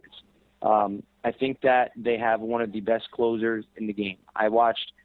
I didn't watch a ton of Mets last year, but once playoffs rolled around, I was watching all the playoff games, and obviously I watched the Mets, and the kind of stuff that he showed was just filthy. I mean, he made that one mistake in Kansas City, but I watched him on Dave. You saw him against the Dodgers. I mean, he was almost unhittable. The guy, when he's right, he's a really, really good closer. He'll be one of the best closers in the NL. And the Nationals, I think, are a good team. I think that they have top of the rotation with Scherzer and Strasburg. I still think Harvey and DeGrom are better. I would take the Mets top 3 over the Nationals top 3. Let's just say that. And I think Syndergaard is poised for a breakout year as well. I think that guy has tremendous stuff, tremendous moxie. He doesn't give a shit out there. He's there to strike you out, and if he needs to throw inside, he'll throw inside, as you saw in the World Series. I think those 3 are going to anchor the stats. You still have to see what Matz is. You got to make sure, Colon stays healthy, and, he has his outings where he's good or he's bad. And then obviously you have Wheeler coming back off Tommy John. But the top 3 of the Mets rotation, I think, are the best 3, in baseball. And, I think the Nationals, although they do have the top 2 pitching, they have the NL MVP, I think the Mets team is better. I agree with you, Dave. I think maybe the bridge to their stud closer is a little shaky, but in that division, I don't think any bullpen's real dominant. And I don't think Jason Worth for the Nationals is going to produce much this year. Like Ari alluded to, the Nationals have to hope that Rendon stays healthy. We'll see what their offense. I think it'll be a fun division. I don't think the Mets are going to win the division by 10 or 12 games, but I do think that the Mets will come out on top, and the Mets games will be fun this year. And I think health will play a lot. Obviously it does every year. Health will play a lot, with both teams, but I think the Mets are the more complete team. I like the Mets this year. I think the Mets are going to be the NL representation for the World Series, even over the Cubs. That's completely plausible, and I think it's just a huge moment for the Mets that they were able to hang on to Cespedes, and the market really favored the transactions. That was huge because, again, he was such heart and soul for that lineup, and that's just a great boost of confidence being able to retain him for reasonable money. I think that's just great all around. So, any further thought from you? Even when Cespedes doesn't hit, you see it with the Yankees when A-Rod went down in 2009. Marcus Scherzer really, really struggled. Just his presence in the lineup. Everybody moves back a slot. nobody has to try and do too much. Just his presence in the lineup helps everybody. I thought it was really, really big that they got him back because, like Ar and I were talking about on the board before, is before the trade deadline, the Mets really weren't, they weren't soaring. They were 2 games over 500, but you have a guy in Yoenis Cespedes who can provide instant offense. He can be a game breaker, and you have that pitching plus that closer who can close out a game. I mean, I thought Cespedes, that get was huge. Now, I wouldn't say he's not making a lot of money. He's making $27 million this year, but he definitely was a priority of theirs. I thought he should have been, and the Mets the Mets were fortunate to get him back. I just love how the Mets are playing this. They're not just running after big free agents and they're not doing on Oakland Raiders in the NFL. We're just buying every high-priced guy on the market. They are going Sandy Alderson has done a masterful job. He's done been a phenomenal people job. are ripping him like 3 years ago. It's like, you got to give him a chance. I've been on his side because I know ownership really restricted what he was trying to do. I thought he made some really good trades. I know people like to rip him, 2 years ago, 3 years ago. I was never the guy to rip Sandy. I thought that he was under some really hard circumstances over there with, the way that the owners wanted him to run the team and would let him spend. So he said, okay, you're not going to let me spend on the big free agents. I'm going to make this trade. I'm going to make that trade. And he put a team together and he developed young starters that could be good for the next 5-6 years. And kudos to him. He did a phenomenal job. Yeah, I'm with you on that. I mean, his job may have been in question even as recently as 2 years ago, but right now he is in the driver's seat. I also want to say that I'm glad he's feeling better because I know that he had collapsed recently, some kind of health scare, and it was really, really frightening. He has cancer, Nate. Oh, of course. I'm sorry, I apologize. But at any rate, yeah, no, certainly. You certainly root for the best for him, and I'm thankful that he's battling it as well as he could. And he seems to be doing pretty good. I mean, Ari could touch on it better, but I saw pictures of him. He was in the dugout of spring training. He looks good. That's good. Yeah, God bless him. he's one of these. Best wishes to him. Yeah, he's one of these stiff upper lip military guys, and so you can't really, if he was hurting you wouldn't know. Right. That's just the impression I get of him. He's going to tell you he's fine, whether he's fine or not. He's not going to tell you I'm tired and that it's a rough go with my treatments or whatever. He's going to tell you he's fine, he's doing great, and put the focus back on the baseball team. And that's the kind of guy he just seems to be to me. Just back to the on the field stuff, though. I think an underrated part of the Mets' strength here, I think, also is depth. They traded for Neil Walker and they signed Asdrubal Cabrera, and that gives them and they got Cespedes, and that gives them on the bench guys like Wilmer Flores, who kills lefties, and Juan Lagares, who is a defensive whiz in center field and also hits very well against lefties. And they've got a lot of lefty-righty matchups that they can play with. They still have Diaz too, right? So yeah, Diaz, he's kind of a spare part. He's like, now that they have Cespedes, he kind of doesn't have a role, and he might end up being, they've been talk all spring that they're going to trade him now, even though they just signed him. But, Flores is going to play against lefties, and last year he had a .500 slugging percentage against lefties. On the other hand, Asdrubal Cabrera is much better than Flores against righties, so that's an improvement at shortstop offensively. Lagares is very good against lefties. We're going to see if Conforto can hit lefties. If not, Lagares can play for him. Otherwise, maybe Lagares can play for Curtis Granderson, who struggles against lefties. So if you put these guys in situations where they're most likely to succeed because of depth. That's I agree. I think that's really big for them. Having a bench, having depth goes a long way. Goes a real long way. Oh yeah. Because guys go down throughout the year. Guys step up and they're able to perform at a decent level. You don't miss a ton. So I agree with Ari. That's definitely big for the Mets. I think it is the Mets franchise at this point of their their franchise history is in a really, really fun place. And I just hope that for the season that guys don't get all overly negative. They lose like 3-2 to some team in the middle of the year, in the middle of the week, and I mean just soak it in, enjoy it. I mean, Ari will, right? I mean, exactly. Yeah, and with this pitching, you can't. I can't imagine a long losing streak with the guys they put out there on the mound every night. Definitely. So, I picked the Nationals, but I mean no disrespect to the Mets. I'm not saying they're going to win by a lot. It's going to be a very fun year. I just can't wait see all of this. It's going to be very competitive, and I look forward to seeing how they follow up a pretty great run in the postseason last year. Let's now go to the NL Central in our previews for the 2016 MLB preview. We have Gerry and Piscataway with us tonight. You just heard from Ari in Philadelphia, and I am your host, Dave Medina, and we continue with our NL previews. The NL Central looks like the Cubs division, and they were way ahead of schedule last year, having a monster season, getting into the postseason, wiping out the Cardinals. Then they ran into that buzzsaw called Daniel Murphy, who, interestingly, is not with the Mets anymore, but it's not a big deal. Mari's right. I mean, he's overrated. But still, it was a good year for the Cubs, and now they're ready for more, and the team really hasn't changed. It's a very young team. I think my only thing I would say about the Cubs is that they're very home run happy, so they're really swinging for the fences, and I would imagine there are big strikeout numbers on that team. But Chris Bryant had a good rookie campaign, and he's ready to go back at it. Jake Arrieta had the no-hitter against the Dodgers at Dodger Stadium, and for which I was in attendance. Very exciting moment, and he certainly is every bit the pitcher that everyone expected him to be. What a rotation, too. You've got John Lackey in there. You've got, I mentioned Arrieta, and then you've got John Lester. It's a very good rotation. My goodness, this will be fun this year. So let's have at it. I'll start with Ari. The Cubs are the talk of the division. The Cardinals are in a down year.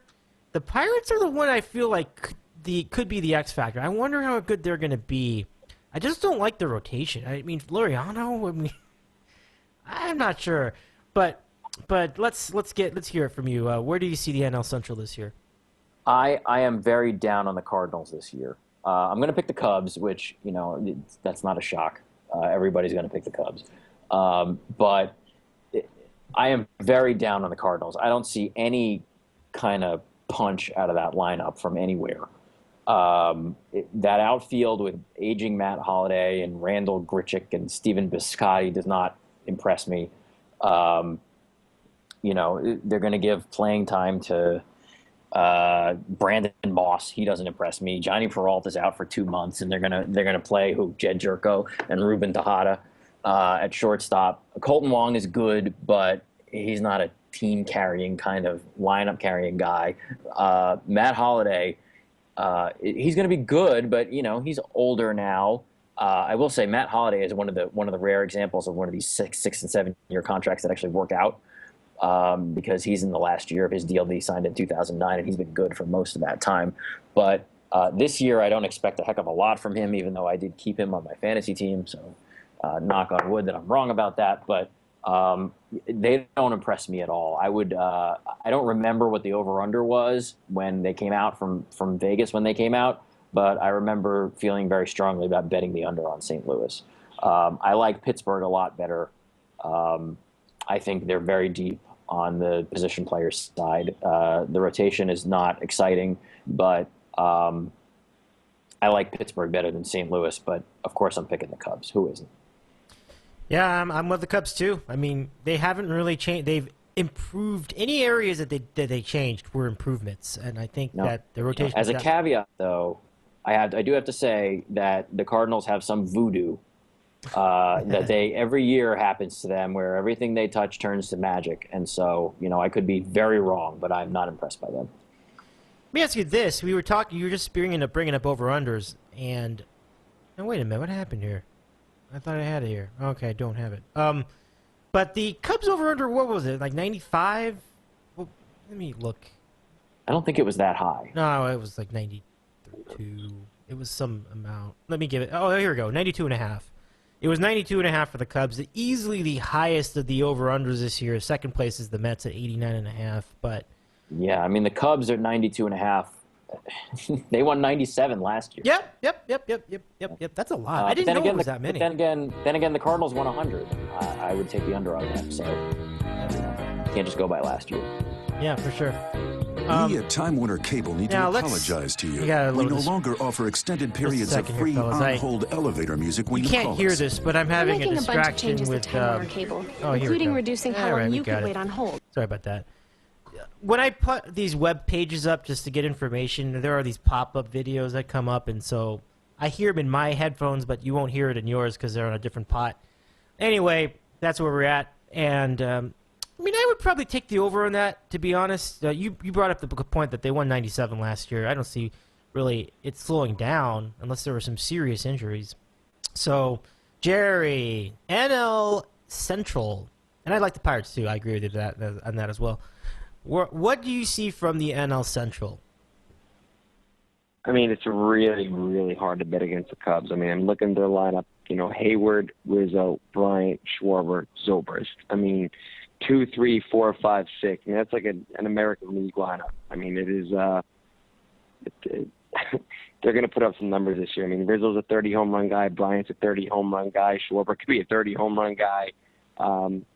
Hayward's a really good baseball player. Zobrist, is Mr. Do Everything. So then they got those young guys, like Addison Russell, and they're a really, really good baseball team. And Jake Arrieta, they're the number one starter. Obviously Lester and Lackey behind them, 2 Bulldogs who all they need is a little bit of run support and they should be fine. I think that the Cubs are a 90-plus win team. And I agree with everybody on the Cardinals. I think that their magic carpet ride is coming to an end where, everything they do just, finds them in the NLCS or in the playoffs. I think that those days are over. I think the Pirates are a far superior team than them. Really like the Pirates team. I think the Cardinals are probably going to end up finishing third in that division. But goddamn, the Cubs and that NLCS is going to be freaking awesome. I think it's going to be good. I mean, I don't want to start breaking down NLCSs in freaking March, but their pitching against that hitting would be pretty cool to see. The Cubs, in my opinion, think are going to win the most games in baseball this year. I think it's going to be between them and the Mets. So we'll see what happens, but definitely the Cubs. I can't see that division going any other way. I mean, I know people will refer to the Cubs' past history following a postseason run, but this team really is good. I would have a tough time seeing them winning less than 90 myself, so we'll see if the fruits bear out. Bear in mind, they have a much better managing at this stage of their franchise history than I've really ever seen. I mean, I think, I don't know, who was their manager in Lee Ilya, I think, 1984. Then they had Dusty Baker, who was good, but he certainly blew it in a critical moment. Lou Piniella, who I'm not a fan of, so that was whatever. And then here we are with Joe Madden. I think he's the best of the bunch, so I really think that this team can do it. And so away we go. Let's now go to the NL West. And this is a division that I think there are certain favorites, but the actual winner of the division could really shuffle throughout the season. Now, I'm going to go with the Dodgers. Look, there are a lot of questions with this team right now. I mean, how are they going to fill in the loss of Greinke? How are they going to figure out the bullpen? Has that improved at all? I mean, Jansen's great, certainly, but everybody after that, it's just a complete toss-up. Greinke got hurt. I mean, Ethier got hurt, and he's out, what is it, 10 to 14 weeks? So that is a blow.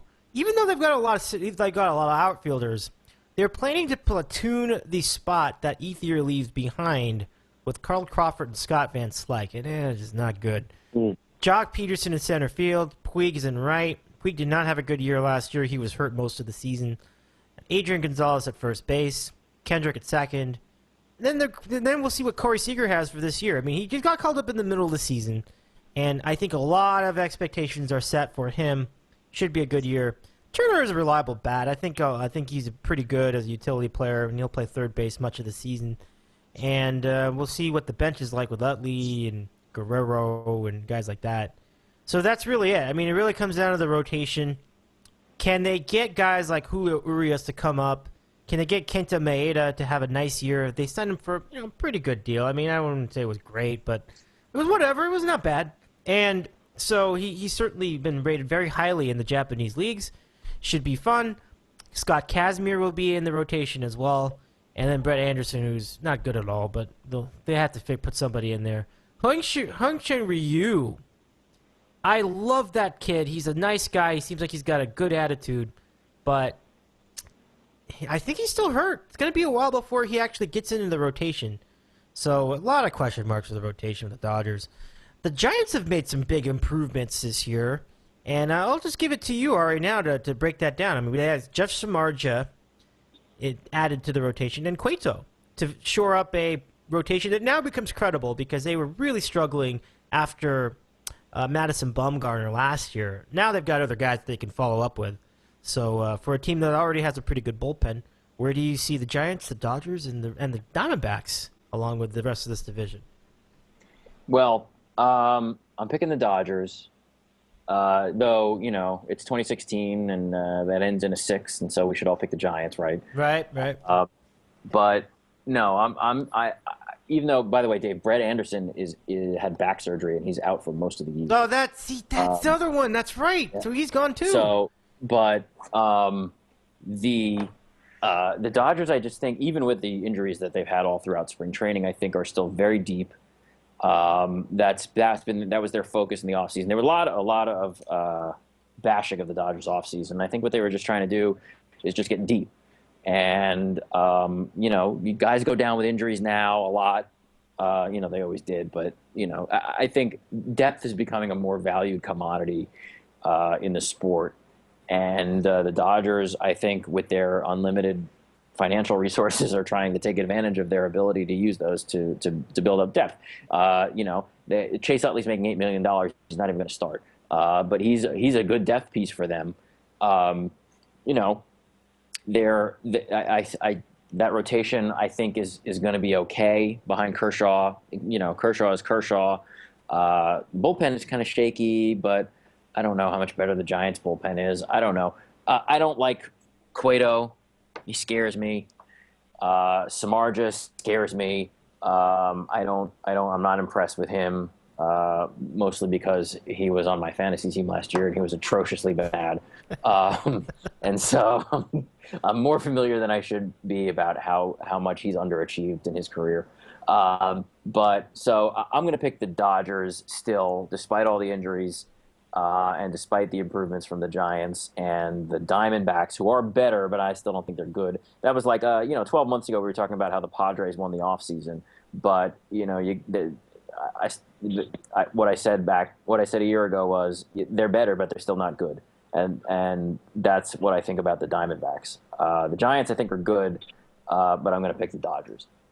Yeah, I like that analysis. I think that really is solid. I mean, you can be splashy in the off season, which the Diamondbacks were, and the Giants kind of were, and you could be splashy in other ways, like the Red Sox were with getting David Price, but the key is who has the most good players, and the Dodgers may fit that category for this division. I forgot to mention that Justin Turner's out too. He's recovering from left knee surgery. That injury list is outrageous. It's a long list, but like you said, there are guys that are available to fill in the spots for now. Third base seems like the biggest question mark though for LA, but yeah, I mean, I'm very impressed with Seager at shortstop. Third base, I think Chase Utley can play third base if they really need someone to play third base. It may wind up that way right now because I don't know how else. I mean, Guerrero could do it maybe, but it'll be interesting. We'll see how that plays out. I'm looking forward to when Julio Urias finally comes into the majors because I feel like he could have a similar effect to Yasiel Puig, and they really talked up Puig before he was called up, came up, dominated for a week, and he was really having a great year to start his career. So Urias got a lot of stuff. Very exciting. We'll see if he comes up and makes something of that rotation as they're battling their own injuries. Brandon McCarthy, by the way, he's out too. He's been out for I don't think he's made a pitch in the regular season yet since he signed that deal with the Dodgers. It's a 4-year deal too. So we will see if we ever see him on the field in a Dodger uniform. In games that count, let's go to Gerry now for the NL West takeaways. What is your prediction for the division? Dude, I just got 372 text messages. Holy shit! I was looking at them while you guys were listening. So if I repeat anything, I apologize. But I put my phone on. I would love to know the context of 372 text messages. Like, dude, insane. I'm in 3 different group chats, and I felt my phone, like, before we first started, like, buzzing. So I was like, you know what, let me put these on Do Not Disturb. I just looked, 372 freaking text messages, dude. Wow. Crazy. But so I'm saying if I repeat anything that you guys said, I apologize. But as far as this division goes, I'm going to pick the Giants to win. But like I said, the team that I'm really interested in seeing how they do this year is Arizona. I mean, you can make all the splashy moves in the world, but it's different when you make splashy moves in the rotation, I believe, especially when you make more than one. The Red Sox, they got, David Price, but behind Price, there's a lot of question marks. And here you have Greinke and Miller as a 1-2, and Patrick Corbin's not a bad 3. So that's not a bad, top 3 of your rotation. I know spring training, but the guy, Gene Segura, is absolutely tearing it up this spring training. I mean, he's been hitting phenomenal. Like I said earlier, A.J. Pollock had a great year last year, really good baseball player. Goldschmidt, MVP-type caliber. Peralta, Tomas, who knows what the hell he's going to be this year. So, we'll see what happens with these guys. I don't know if Tomas is going to be a starter this year, which is weird, but yeah, I mean, I think that they're definitely improved. Do I think that they're going to be the division winner? I don't. I think that both the Dodgers and the Giants, have that experience. I think they have, like you guys said, good players. But the Diamondbacks intrigue me. I don't want to pick them to win a division, but I think that they're definitely going to put up a fight. Having those 2 arms, I think, will definitely help them. And like I said, their offense was one of the tops in the NL last year. And, guys like Pollock and Goldschmidt and Segura, if they're able to grow on that, they'll be a pretty good team. But I'm going to pick the Giants because I do think, where Cueto does not have to be a number 1, where he can kind of slide him behind Bumgarner. I think that's a really good fit for him, especially in the NL Park. I think having Samardzija, who had a horrendous year last year, I think him being able to be a number 3 and not, number 1 or 2, I think that definitely helps him as well. Obviously you got PV and who knows what all Matt Cain's deal is, but I think that their top 3 starters are pretty damn good. I think Joe Panik, really good baseball player. Obviously Duffy, Hosey, Crawford, who just signed an extension, really good shortstop. So I think that the Giants can be a very good baseball team this year. And that's not discounting the Dodgers. I just think that there's something with the Dodgers that, bothered me last year that, obviously, they won the division, so they did something right. But, they're already getting hit with injuries a little bit. I'm interested to see how Seager does. I think that kid's going to be a complete stud. And I want to see how my boy Puig does coming back. I think if you can get the Puig of 2 years ago, or the Puig when he was, that flipping and, tearing up the league, I think the Dodgers have a really good shot at that division. Losing Greinke definitely hurts. You guys have one of the best closers in the NL as well. So I think it's going to be between the Giants and the Dodgers fighting it out, and I'm going to give it to the Giants. Not by a lot, though. A couple of factors with Puig, not only injuries, but I just never thought he had the support of Don Mattingly when he was managing the Dodgers. I mean, I've supported Don. I've been in Don Mattingly's corner basically the entire time he was there. It goes back to when they were in Milwaukee about the year 2013 in May, and they wanted to axe him, and I said, you shouldn't axe him. And then they went to the playoffs, and then went to the playoffs again, and then they went again.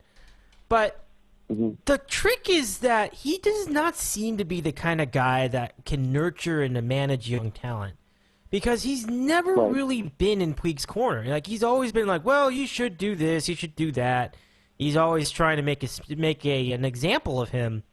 And I feel like the Dodgers had to make that choice. Like, are they going to go Puig or are they going to go Mattingly? And the Dodger brass didn't like him anyway, so then he leaves. And I didn't like it. I thought Mattingly was good enough to maintain this roster such as it was. But the management, I think they also want to just get their guy. I thought that guy might have been Gabe Kapler. Didn't happen. They go with another former Dodger instead I should say another, but they would go with a former Dodger instead in Dave Roberts. And Yankee fans remember Dave Roberts too, because he had that very famous steal Game 4 of that ALCS. And so too, Red Sox fans know him. But as a manager, Yeah, he's a brilliant guy. I just have no idea how he's going to manage.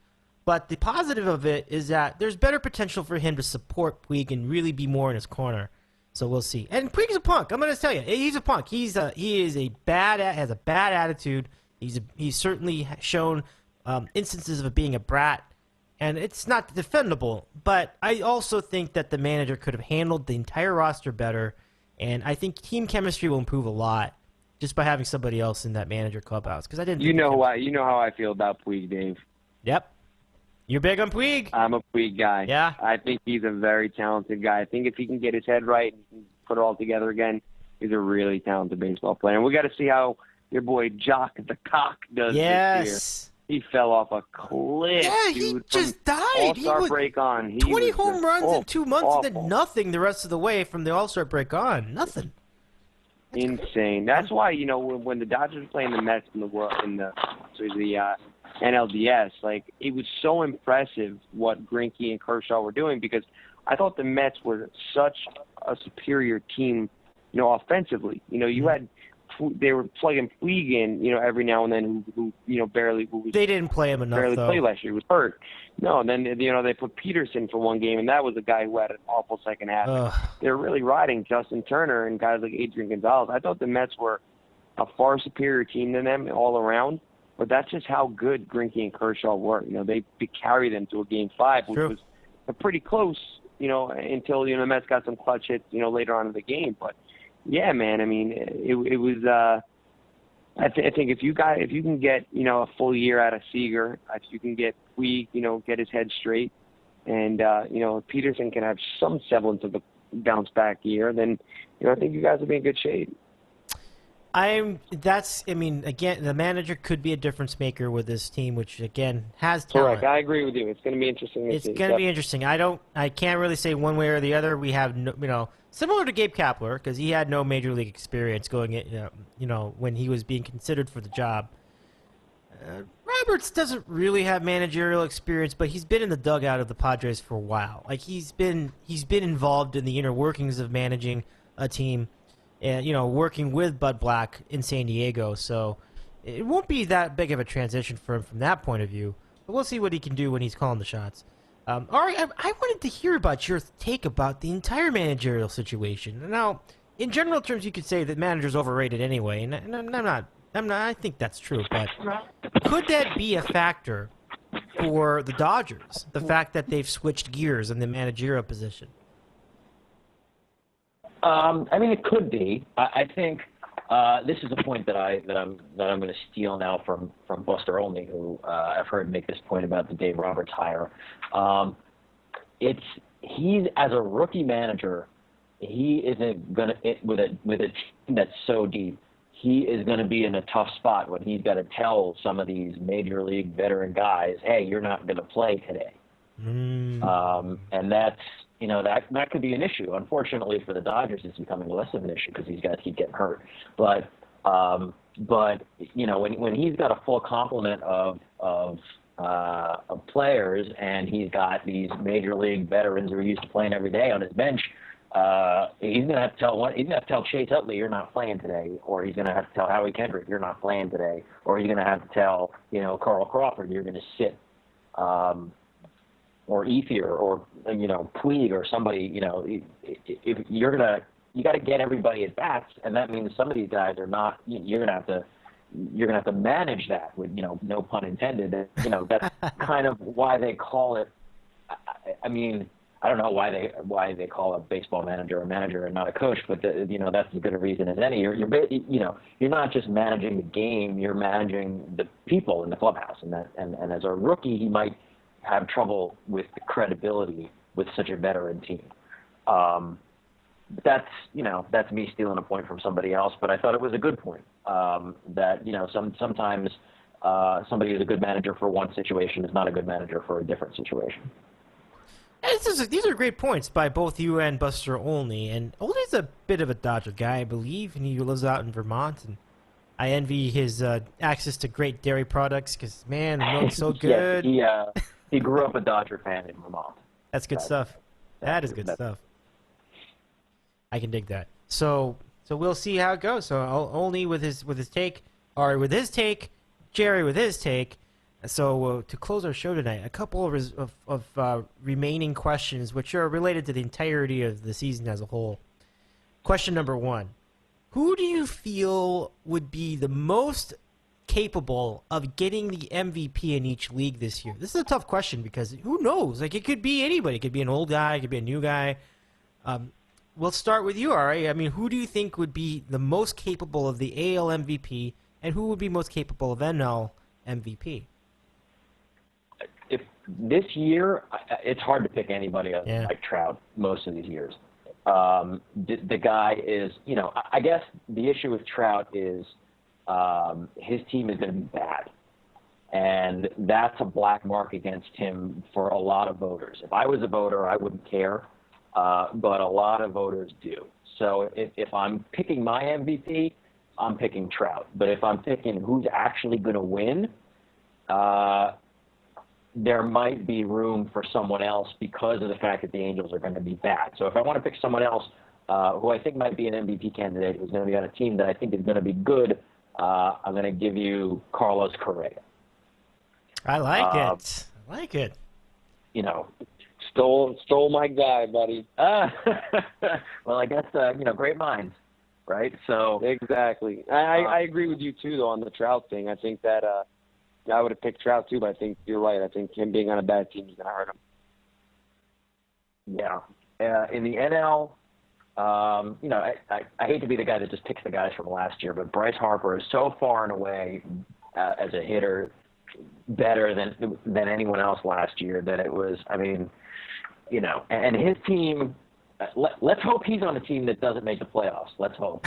But if he isn't, then he's going to be definitely in the running for not just this coming year, but for years and years and years. Though I think Cap thinks that in a few years he hopes that he is in the running for AL MVP. But for as long as he's in the NL, he's going to be in the running for NL MVP every year, unless obviously if he stays healthy. But you have guys coming. Paul Goldschmidt, if the Diamondbacks are good. He could be in the running. I don't think Stanton, because again the Marlins are going to be bad. They could be okay. The Marlins could be 83, 84 wins, but they're not going to be a playoff team. So it's probably not going to be someone like Stanton. You might want to pick an MVP off the Cubs, but they're so well balanced that it's tough to do. Is it Bryant? Is it Rizzo?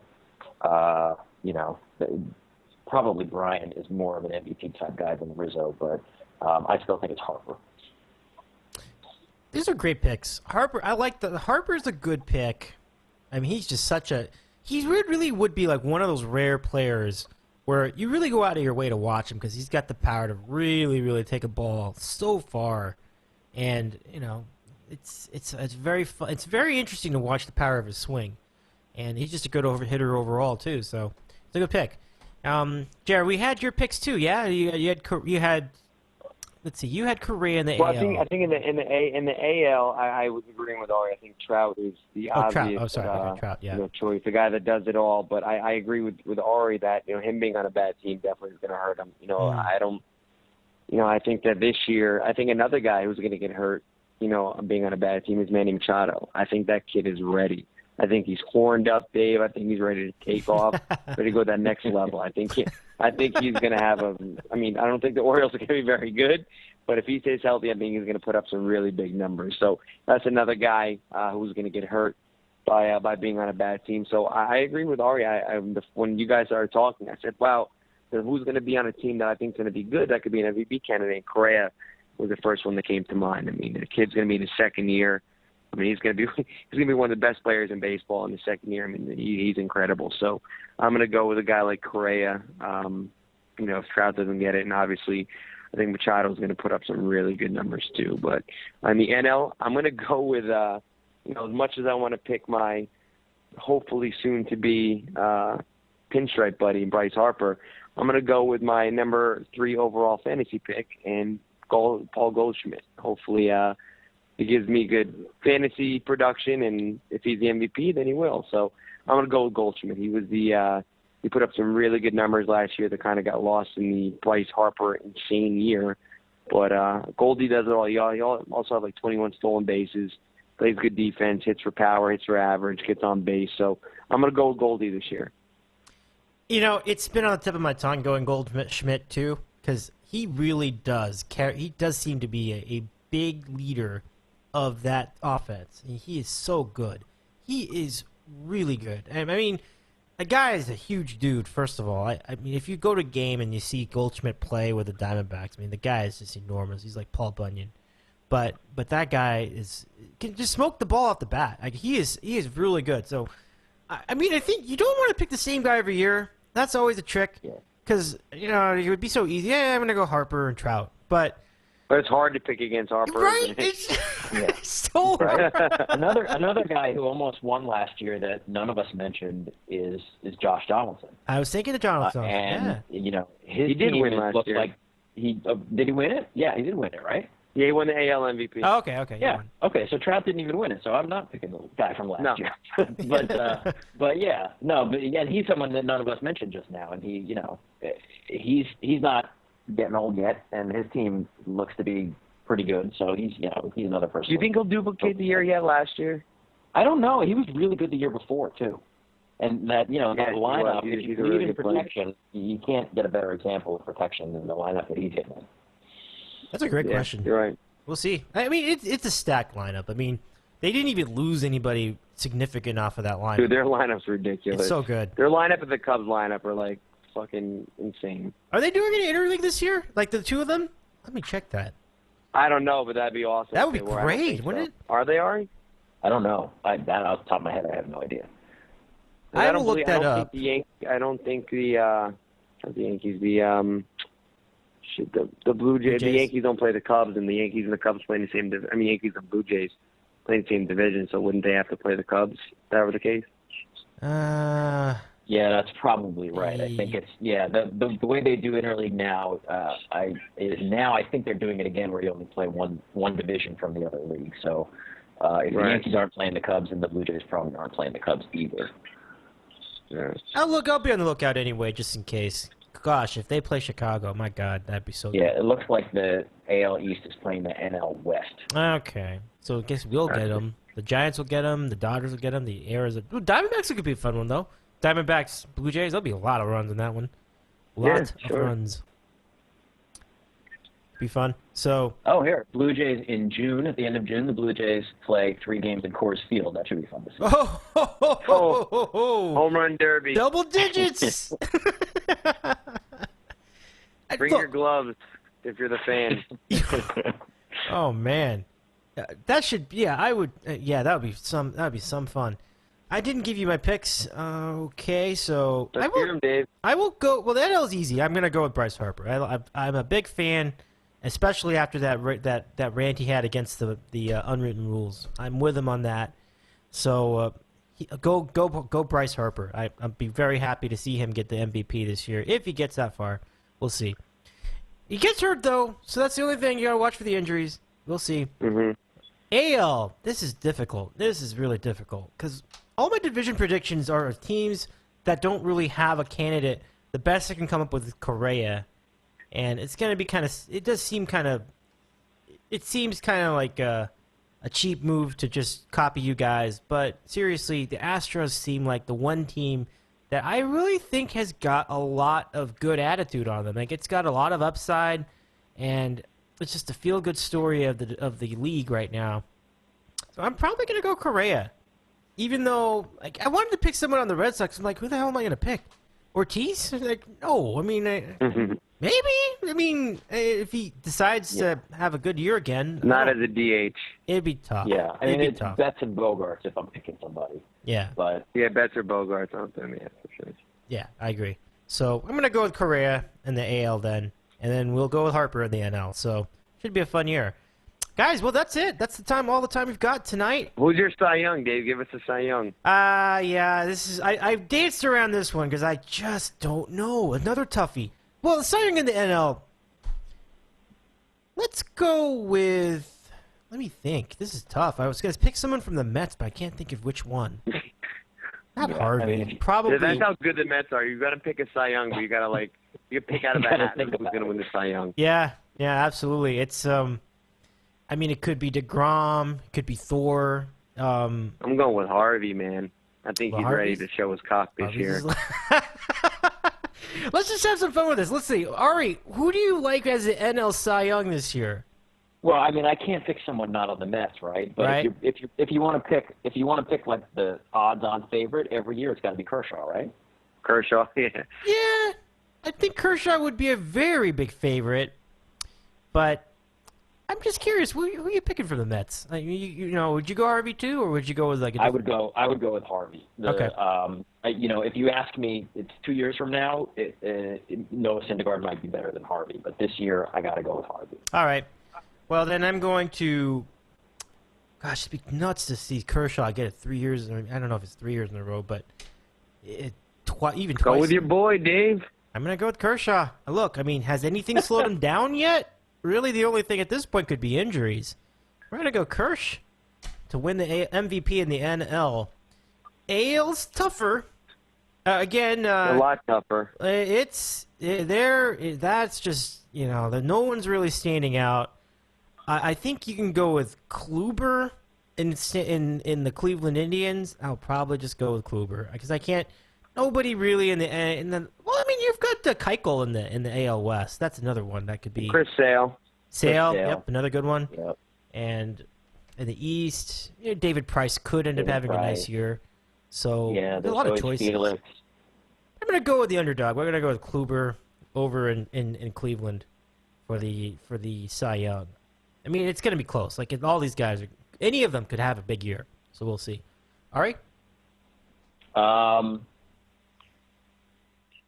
You know, notwithstanding what we started the show talking about 2 hours ago with the disaster in the south side of Chicago, I'm going to go with Chris Sale. That never affects the pitchers, I was going to say the same. Yeah, I think he could have a good year. I was going to say the same, yeah. I think Sale doesn't have a big year. Good choice. He's going to do it for his buddy Drake.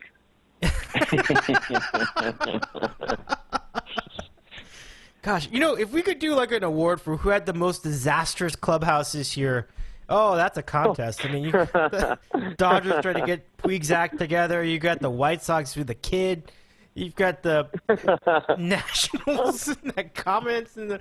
Oh my God, that's a mess. You've got the Yankees probably aren't that rosy either. Well, I mean, they're probably okay.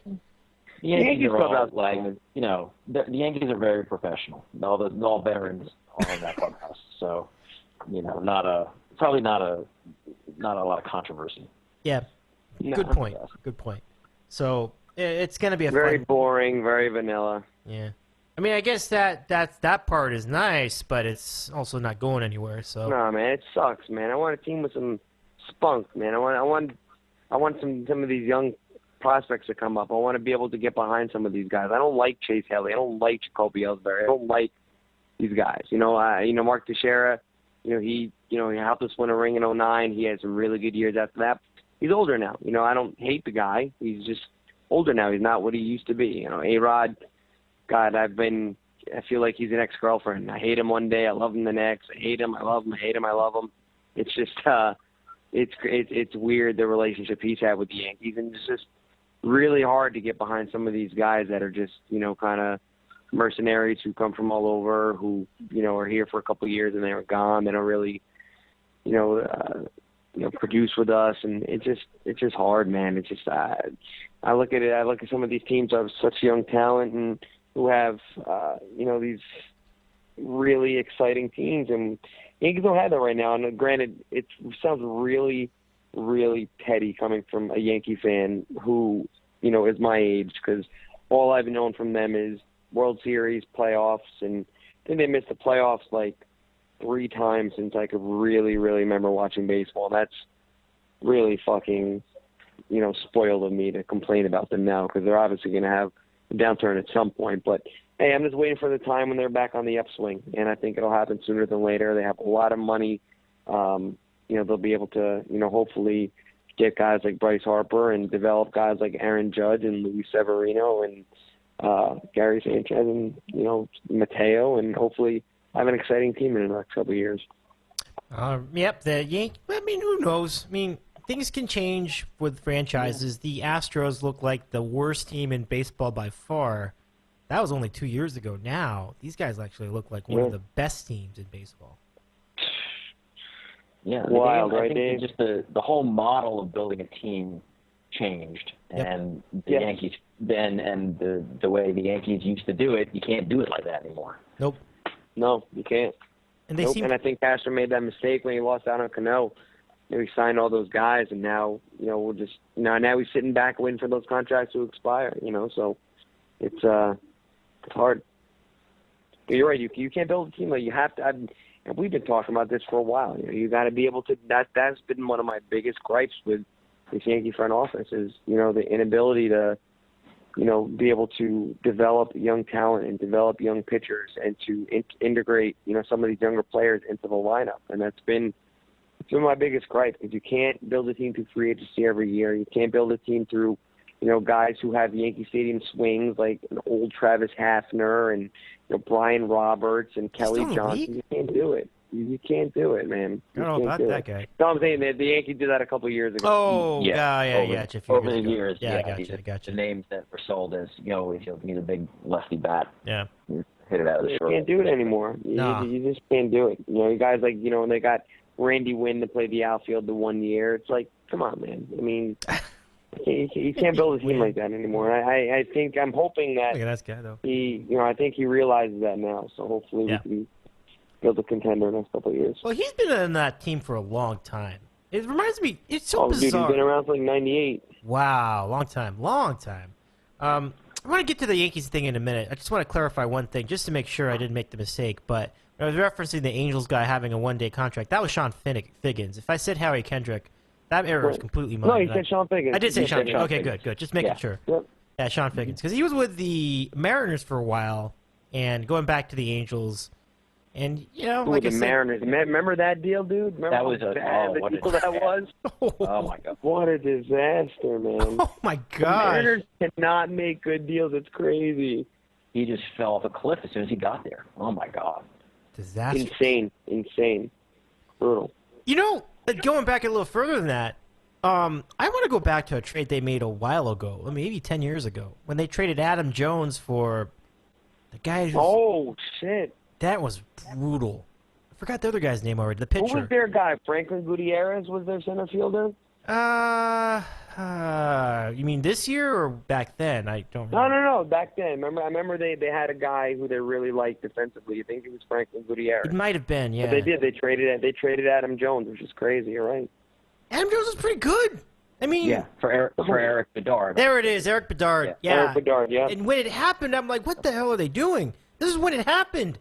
And it has just been a complete fail, I think. Bedard got hurt from the moment he got there. It was a mess. That's why Jack Z's gone. Yeah, no doubt. Guys, this is gonna be a great year. I'm reading the article from 2008. Oh, yeah? Sent Adam Jones.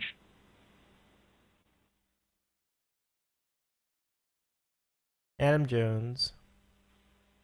The guy, who did they? I think that's when they're using Gutierrez. I remember they really liked him. I remember reading about that a while ago.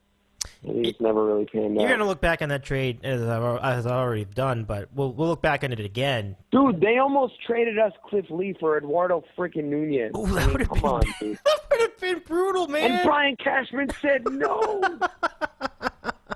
Oh my God. That's crazy. Now, what was it you saw in that 2008 article, Ari? Yeah, my hotel Wi-Fi is killing me here. It's Adam Jones, George Sherrill, and Chris Tillman, all for Bedard. Oh, God. Yeah, Sherrill was mediocre at best. I remember him in the Dodgers. Yeah, Sherrill was a relief pitcher, but so it was Adam Jones and Chris Tillman, who was a minor leaguer at the time, for Bedard. Yeah, that's Adam Jones is a bona fide all-star outfielder now. Yeah, it was not a good. That was not a good trade for the Mariners. So they got some learning to do. So we will see. Well, fellas, I think that's about it. Anything else you wanted to add? Dave, I could talk baseball all night, Dave. It was I can talk fun. Baseball all night. Loved it every second. And Ari, thank you so much for joining Dave, us. Do you remember Russ Smith from Louisville basketball? Yeah, he broke his leg during the Final Four, or was it the Elite Eight? What was it? No, that was Kevin Ware. Kevin Ware, excuse me. Oh, okay. So Russ Smith. You remember Russ Smith, the little point guard, little guy? Yeah. He scored 65 points in the D-League tonight. Oh, wow. Stunning. Crazy. I just saw it come across the screen. Will they call him up, you think? I mean, he's really Somebody little. better, man. He scored 65 points. Shit. Knicks could use him. The Knicks could use him. He's Calderon. Jesus. Man, that's quite a score. I mean, any league, high school, you score 65. That's pretty impressive. So, good for him. It's more impressive in high school. They play like 8-minute quarters in high school. Yeah, that's right. Yeah, shorter games. Shorter games. Good point. Because, Juwan Wagner scored 100 points in high school, man. Went to the Cavs and never did anything. He's a Jersey kid. Wait, are we talking about Bennett? Who was that?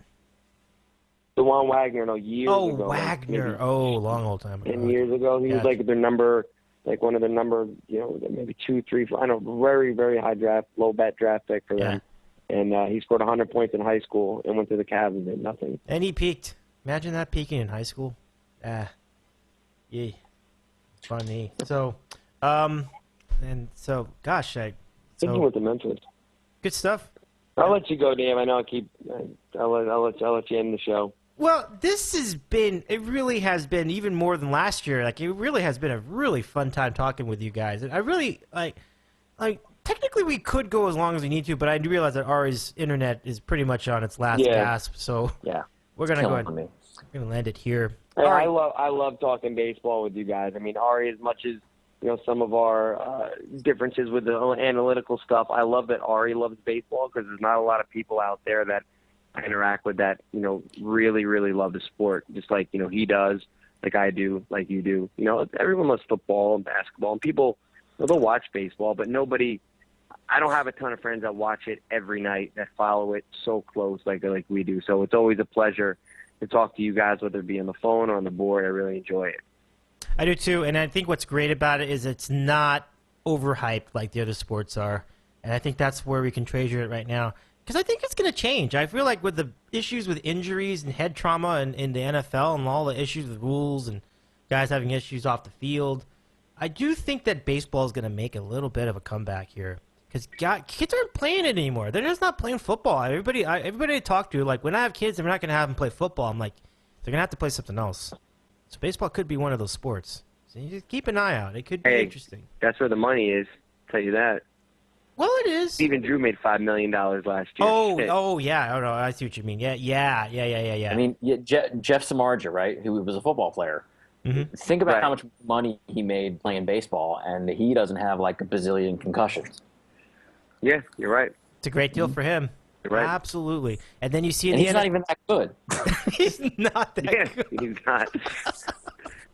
Like, mediocre baseball players making millions, which is crazy. And it's guaranteed. And their contracts are guaranteed. In football, you get hurt, you're done. Baseball, you get hurt, you get paid for the next 6 years.